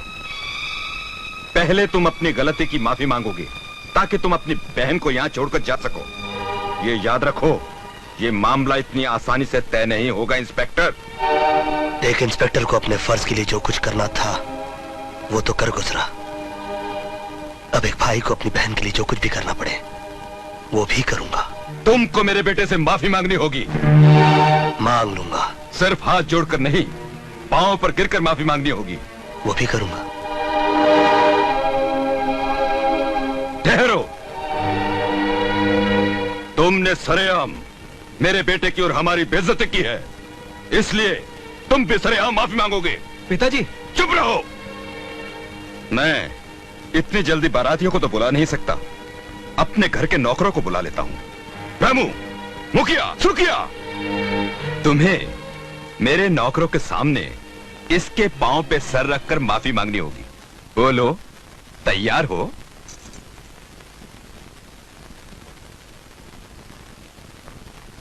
सुहाग के कंगन का वजन राखी से ज्यादा होता है। मैं तैयार हूँ। नहीं, ये तैयार नहीं है। नहीं भैया, तुम ऐसा मत करो। तुमने तो गलती की थी, मगर ये तो जानबूझकर गलत कर रहे हैं तुम्हारे साथ। अपने भाई को इतना ज्यादा नीचे गिराने से तो अच्छा मैं ये समझूंगी अपने गले का मंगलसूत्र उतार कर फेंक दो। चलिए भैया, चलिए यहाँ से। Cheers। बताइए, मुझे किस लिए याद किया? तुम इंस्पेक्टर सिद्धांत को नौकरी से निकाल दो। मुझे सुबह तक ये न्यूज चाहिए कि सिद्धांत को नौकरी से निकाल दिया गया है। सॉरी सर, मैं वो तोता नहीं जो ज्योतिषी के इशारे पर किसी के नाम की पर्ची निकालने के लिए बाहर आता है और फिर अपने पिंजरे में चला जाता है। मुझे इजाजत दीजिए। लगता है इस तोते ने ईमानदारी के दाने कुछ ज्यादा ही खा लिए हैं। भाभी को लड़का हुआ है। भैया मुबारक हो, आप बाप बन गए हैं। बिंदिया, Congratulations। बेटा मुबारक हो सर। थैंक यू, मुबारक हो। Thank you. सिद्धांत, आओ बेटा। पूजा। सिद्धांत, भैया, हमारा मुन्ना प्यारा है ना? अरे ये तो लाखों करोड़ों में एक है। ला बेटी, चल इसे काजल लगा ले। आइए आइए अम्मा। अरे मेरे राजा। सिद्धांत, सिद्धांत, उसकी आंखें कैसी हैं? काश मैं अपने बच्चे को देख पाती। बताओ ना सिद्धांत, मैं कभी अपने बच्चे को देख पाऊंगी या नहीं? पूजा, बताओ ना, मैं कभी उसे देख पाऊंगी या नहीं? बताओ ना सिद्धांत, बताओ मुझे। बहुत जल्द देख पाओगी। आई स्पेशलिस्ट डॉक्टर भटनागर ने इनकी आंखों का टेस्ट लिया था और उनका कहना है कि अगले महीने इनकी आंखों का ऑपरेशन हो सकता है। अगले महीने की डॉक्टर साहब, कल क्यों नहीं? इतनी जल्दी मत करो इनका ऑपरेशन कराने में, क्योंकि अभी ये कमजोर हैं और एनेस्थीसिया देने के काबिल नहीं है, इसलिए इनका ऑपरेशन नहीं हो सकता। I'm sorry। पूजा, तुम दूध और फलों पर ज्यादा जोर दो, खूब खाओ पियो ताकि तंदुरुस्त हो जाओ, और अगले महीने जब तुम्हारी आंखों का ऑपरेशन होगा तो मुझे पूरा यकीन है कि 100% कामयाब होगा। सुना तुमने? अब तुम रोना नहीं है? आया माँ? अभी आया। सुना आप लोगों ने? डॉक्टर साहब का कहना है कि पूजा की आंखों की रोशनी अब दोबारा लौट आएगी। अरे वाह, भगवान करे किसी की बुरी नजर न लगे। सुना तुमने?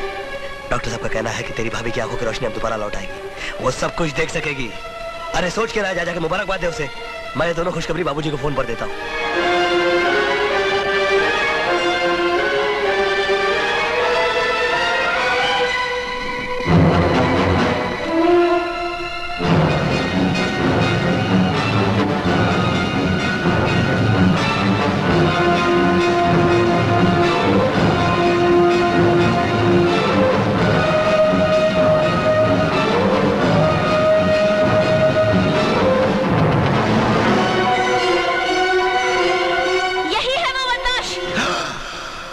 के लिए माफी नहीं दी जाती, उसके लिए सजा दी जाती है।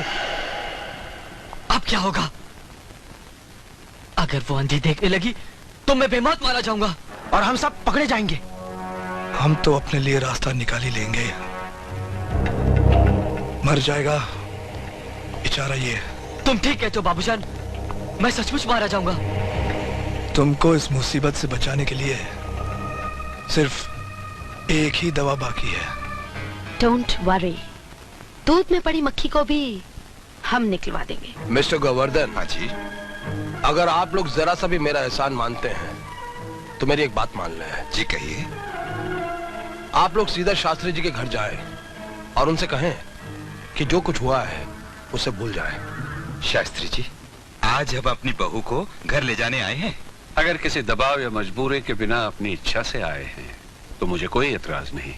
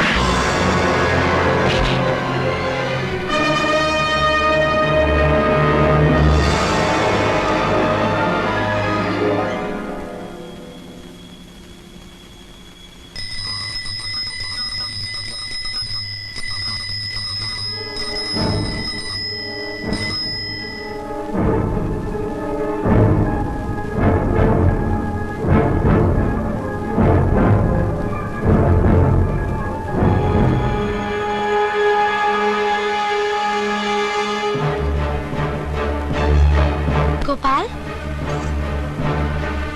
आज पहली तारीख है ना? तुम अपने पैसे लेने कल आना। आज घर के सारे लोग मंदिर गए हैं। हाँ गोपाल, अरे इतनी जल्दी दूध छोड़कर चला गया।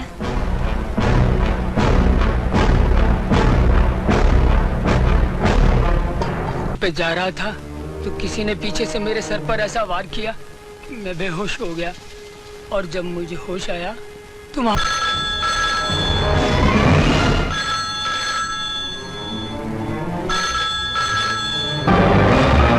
हेलो पूजा, मैं सिद्धांत बोल रहा हूँ। देखो घर में जो दूध आया उसे हाथ मत लगाना, उसमें कुछ भी हो सकता है, जहर हो सकता है। ये किसी की साजिश से तुम्हारी जान भी जा सकती है। हेलो पूजा, तुम सुन रही क्यों नहीं? पूजा तुम जवाब क्यों नहीं दे रही हो? हेलो पूजा, उसमें जहर हो सकता है, किसी की जान जा सकती। फोन किसने उठाया? हेलो हेलो, फोन किसने उठाया? हेलो पूजा, पूजा, पूजा।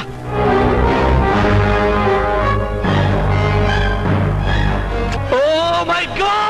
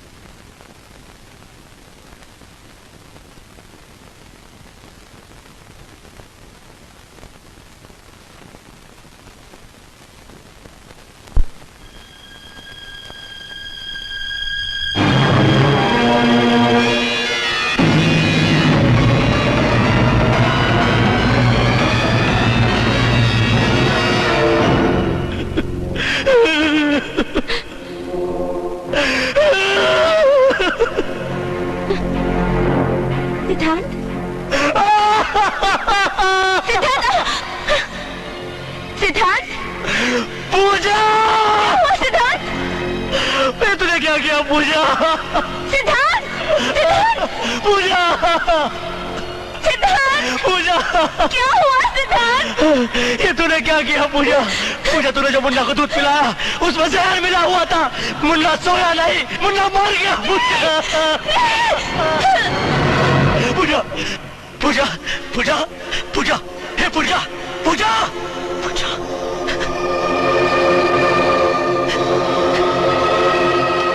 पूजा, पूजा, पूजा आंखें खोल, पूजा आंखें खोल, पूजा, पूजा, हे पूजा, पूजा, हे पूजा, पूजा, पूजा। छोड़ दो मुझे, छोड़ दो मुझे, पूजा, छोड़ दो मुझे, छोड़ दो मुझे, छोड़ दो मुझे, छोड़ दो मुझे, छोड़ दो मुझे, छोड़ दो मुझे, पूजा। औलाद औरों के भी मरते हैं, लेकिन किसी ने मेरी तरह लोरी गाकर अपने बच्चे को मौत की निदाई सुना दी होगी। मेरी अंधी जिंदगी मेरे बच्चे के लिए श्राप बन गई। मैं ये जिंदगी नहीं जीना चाहती, मैं मर जाना चाहती हूँ, मैं मर जाना चाहती हूँ। पूजा, पूजा,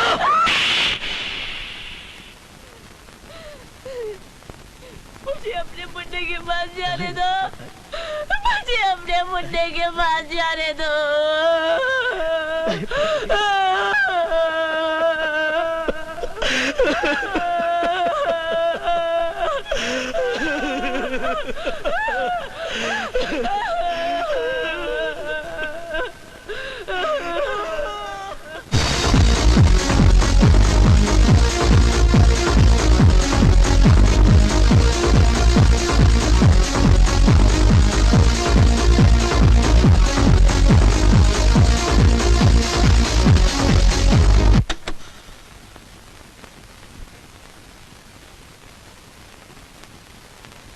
मैं तो सिर्फ ये कहने आया हूं कि दुनिया में अक्सर यही होता है, जिसे मर जाना चाहिए वो जिंदा रहता है और जिसे जिंदा रहना चाहिए वो मर जाता है।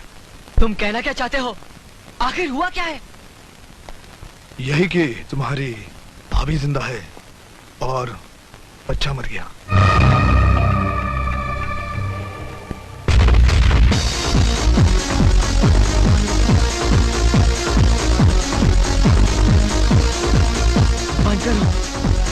I said stop it! I said stop it! Get out!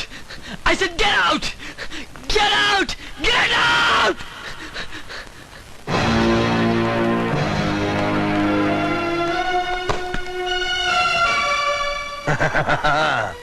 मुझे हर रोज पहली खुशी तब होती है जब तू मुझे सलाम करता है। मैं कोशिश करूंगा कि आपको आखिरी खुशी भी मैं ही दूं।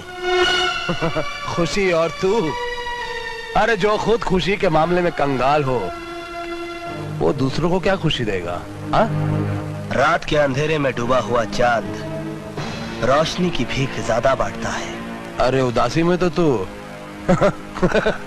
फिलोसोफर की तरह बातें कर रहा है। मैं उदास नहीं, परेशान हूं। मेरी बीवी की आंखों का ऑपरेशन होने वाला है।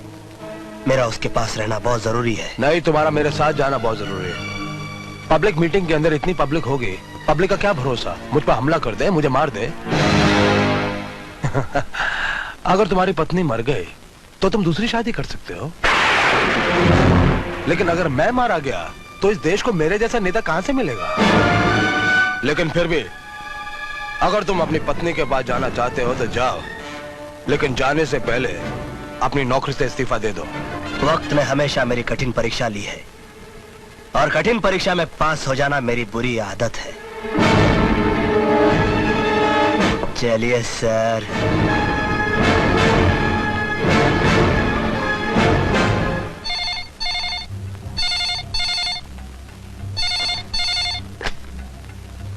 बाबूजान, मैं आदर्श वर्धन बोल रहा हूँ।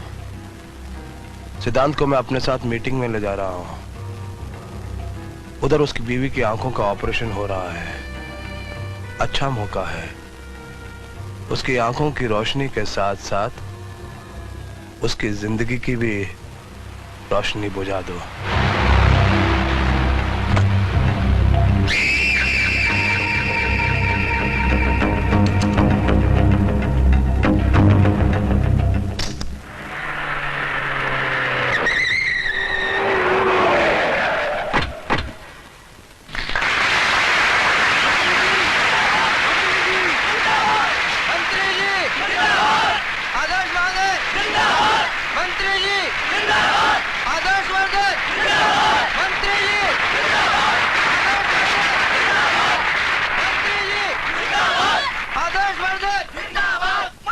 कन्हैयालाल जी, यहाँ इतनी कम भीड़ क्यों है?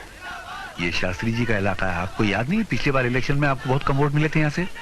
हाँ? आज शास्त्री के इलाके में शास्त्री की इज्जत की अर्थी ना निकाली तो मेरा नाम भी आदर्श वर्धन नहीं।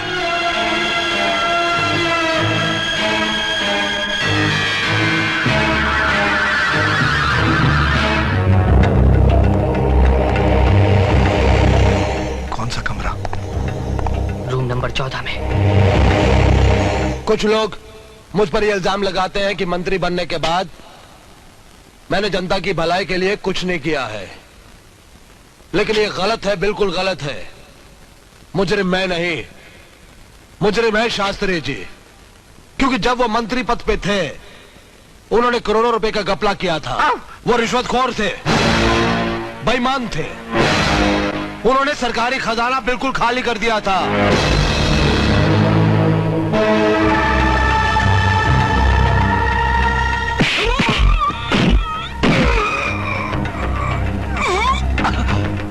इंस्पेक्टर सिद्धांत। सर।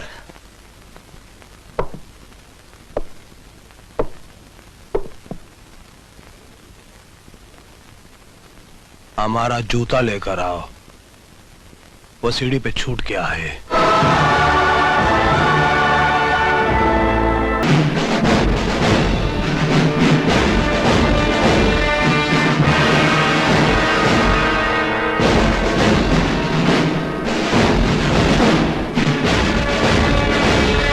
बुरा तो नहीं लग रहा है ना? बुरा तो नहीं लग रहा है ना? बुरा तो नहीं लग रहा है ना?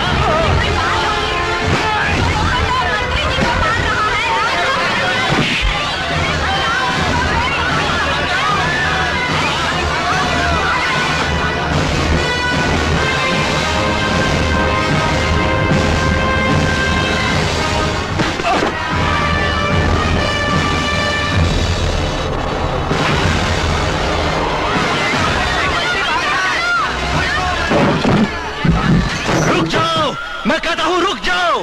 कब तक किसी तरह सच्चाई से भागते रहोगे आप लोग? कब तक?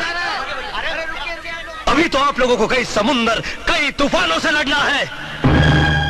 याद रखो, जो लोग वक्त के धारे में कागज की नाव की तरह बह जाते हैं, उन्हें एक मामूली सी लहर भी डुबा देती है।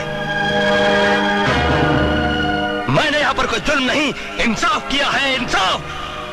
मगर उस इंसाफ में जरा सी कमी रह गई। मुझे आदर्शवर्धन को उसके नए जूते से नहीं, बल्कि किसी गरीब की फटी पुरानी कील निकली हुई चप्पल से मारना चाहिए था। चप्पल से। इसलिए कि खून चूसने वाले खटमल से ज्यादा खतरनाक होता है दिमाग, जो हड्डियां तक चूस जाता है। और ये आदर्शवर्धन देश और समाज के उसी खतरनाक दिमाग की तरह है जिससे मैं आप लोगों को बचाना चाहता हूं।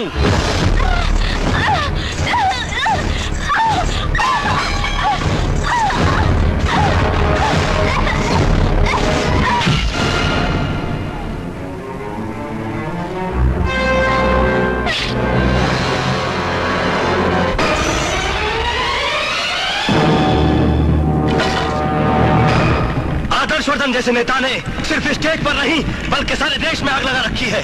और ये आग की लपटें मुझे सच्चाई बोलने से रोक नहीं सकती। और सच्चाई ये है कि आदर्शवर्धन ने मिस्टर बाटलीवाला से 30 लाख रुपए लिए, उसे बियर फैक्ट्री का लाइसेंस देने के लिए। बिल्डर चौधरी से 1 करोड़ रुपए लिए, उसे काली चौकी की बस्ती जलाकर वहां पर 5 स्टार होटल बनाने के लिए।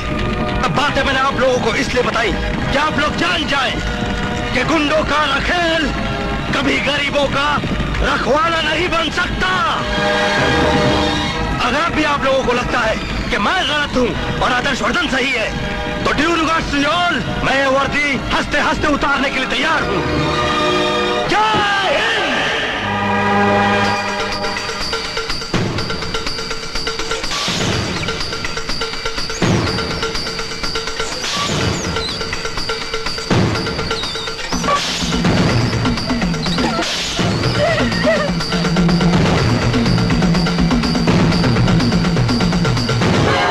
पूजा, क्या हुआ पूजा? डॉक्टर, हरामजादे!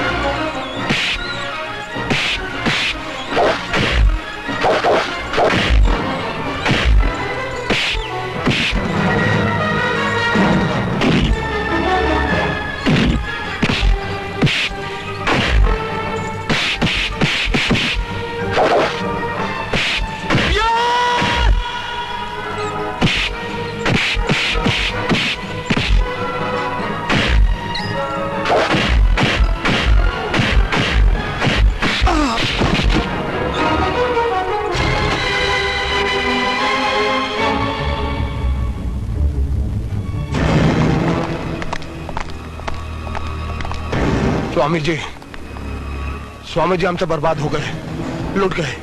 लूट के आ गए बल्कि पिट गए। स्वामी जी से क्या छुपाना, हो तो अंदर ही आनी है, बोलो ना। हाँ स्वामी जी, इंस्पेक्टर सिद्धांत ने हमारा सब कुछ लूट लिया। उल्टन के सारे पोल खोल दिए, सब अखबारों में छप गया।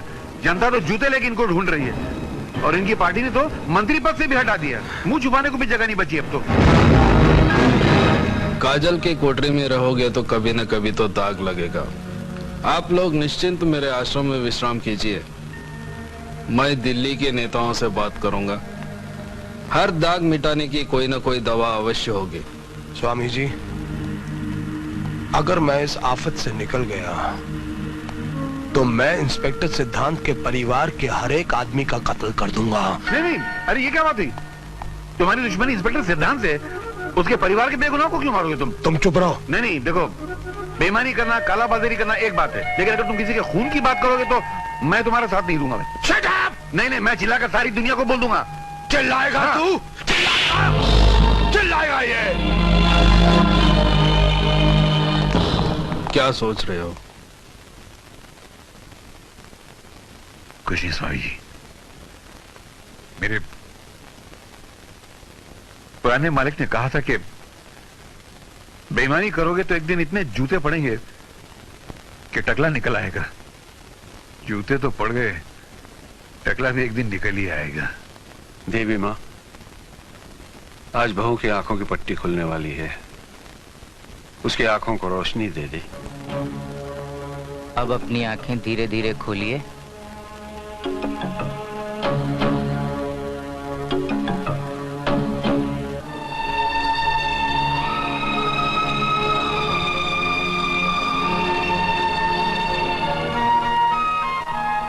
सिद्धांत, मैं देख सकती हूँ सिद्धांत, मैं देख सकती हूँ।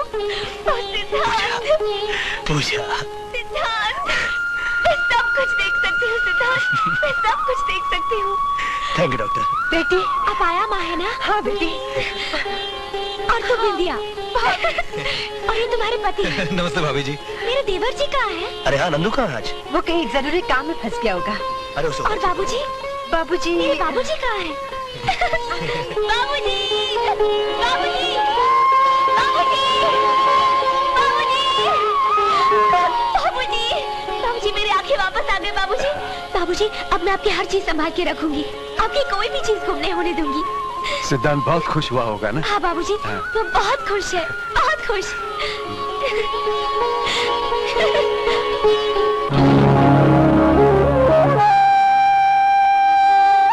आज बहुत दिनों के बाद दुनिया देखी तो बहुत अच्छी लगी। काश मैं अपने बच्चे को भी देख पाती। पूजा,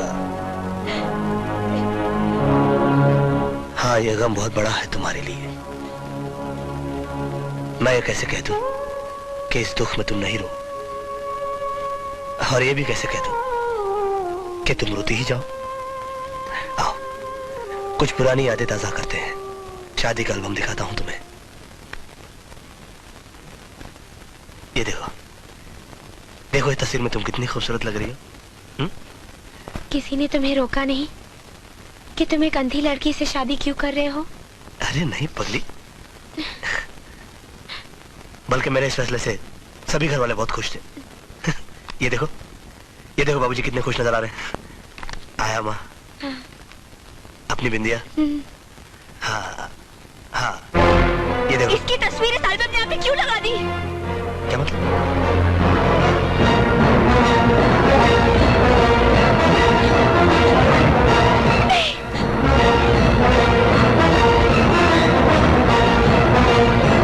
ये ले, लगा दे इंजेक्शन, बेहोश हो जाएगी हरामजादी। पूजा, क्या हो गया तुम्हें? ये उन बदमाशों के ग्रुप का आदमी है जिन्होंने मुझे मारने की कोशिश की थी। ये क्या कह रही हो पूजा तुम? हाँ, मैंने अपनी आंखों से देखा उसे गलत काम करते हुए। किस तरह का गलत काम करते हुए देखा तुमने इसे? ये उन लोगों में से है जो लड़कियों की नंगी फिल्में बनाता है। एक बार ये लोग मुझे भी उठा कर ले गए थे और मेरे साथ इस तरह की ज्यादती करने की कोशिश की थी। तब किसी तरह मैं वहां से भाग गई थी और वहां तुम मिले थे, याद है तुम्हें? तब यही मेरी तस्वीरें खींच रहा था, यही मेरी तस्वीरें खींच रहा था। नंदू!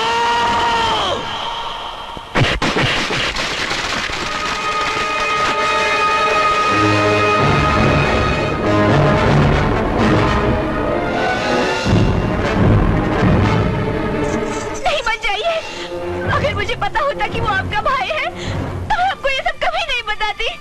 आपको मेरी कसम, नंदू को माफ कर दीजिए। मुजरिम को माफी नहीं, उसे सजा दी जाती है। सिद्धार्थ, रुक जाओ सिद्धार्थ, रुक जाओ।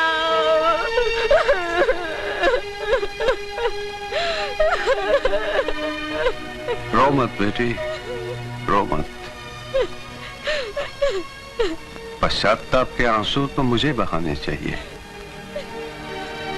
इस घर में राम के भाई के रूप में लक्ष्मण की जगह रावण ने जन्म लिया। बाबूजी,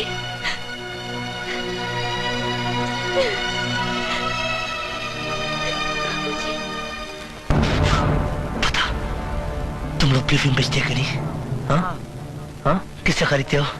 आपके भाई आपके भाई नंदू से। और कौन कौन आ रहा उसके साथ? और मैंने मंत्री आदर्शवर्धन के साथ उनको देखा है। वो अक्सर यहाँ उनके साथ गाड़ी में आते जाते रहते हैं। कहाँ ब्लू फिल्म बनाते हैं वो लोग? उन लोग का अड्डा कहाँ है? मुझे नहीं मालूम। बता। मुझे नहीं मालूम। बता। मुझे मालूम है।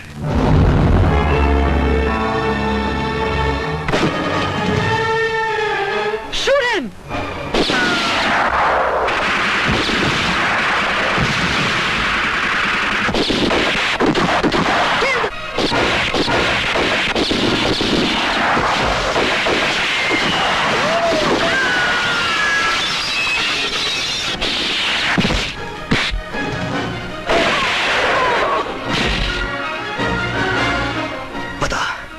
आदर्शवर्धन कहाँ है? वो हेड ऑफिस में, हेड ऑफिस में।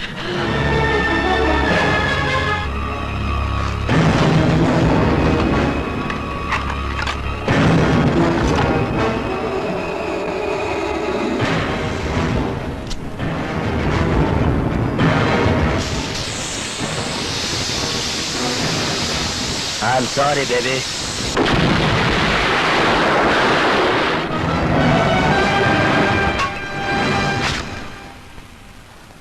ये फैक्ट्री हमने इसीलिए खोली ताकि इंजीनियरिंग के सामान के साथ साथ हम आराम से ब्लू फिल्म भी एक्सपोर्ट कर सके और किसी को कुछ भी पता ना चले। वो तो ठीक है स्वामी जी, लेकिन आपने दिल्ली बात की कि नहीं? तुम फिर मिनिस्टर बन जाओगे, तब तक तुम यहीं फैक्ट्री में रहना। यहाँ कोई परिंदा भी पर नहीं मार सकता। परिंदा तो आ गया स्वामी जी।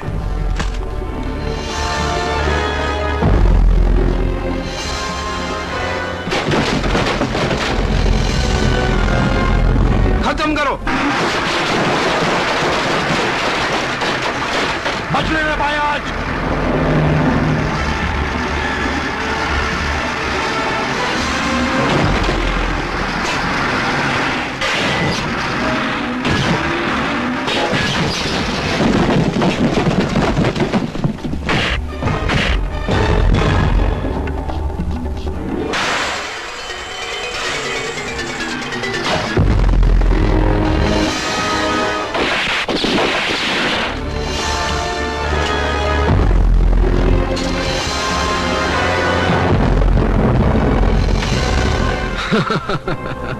हमारा फार्मूला है कि हम पहले शहद चटाकर मारते हैं, अगर उससे नहीं मरा तो जहर देकर मारते हैं।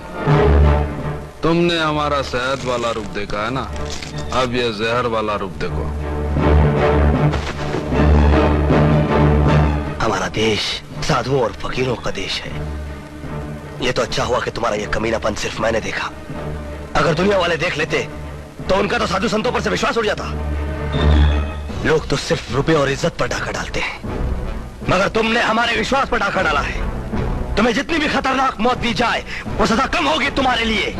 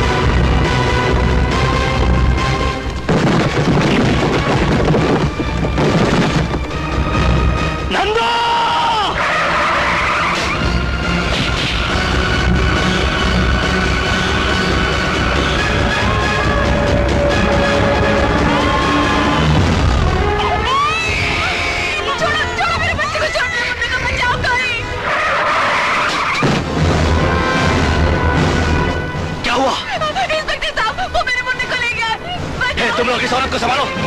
नंदू!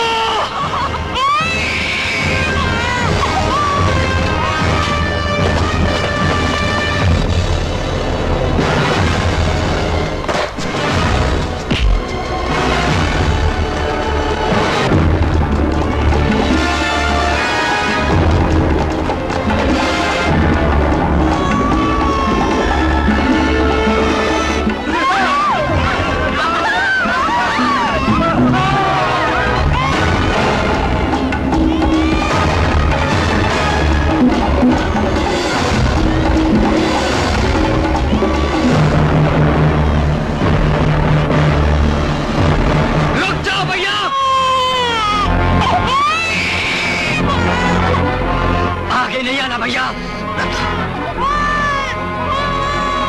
ला बच्चा दे दे मुझे। अरे चल हट। नंदो ला बच्चा दे दे मुझे। आगे आए तो बच्चे को नीचे फेंक दूंगा मैं। नंदो मैं बोल रहा हूँ बच्चा दे दे मुझे। अगर आगे आए तो बच्चे को नीचे फेंक दूंगा। रुक जा, रुक जा, मैं जा रहा हूँ, मैं जा रहा हूँ।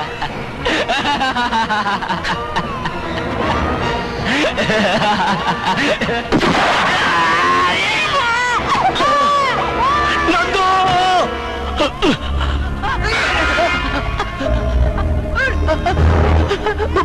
भैया भैया भैया मुझे बचा, मुझे माफ कर दो भैया। नंदू भैया, मेरे भाई मैंने तुझे माफ किया, ऊपर आ जा तू। मुझे माफ कर दो भैया, मुझे माफ कर दो भैया। हाँ नंदू मुझे बचा लो भैया।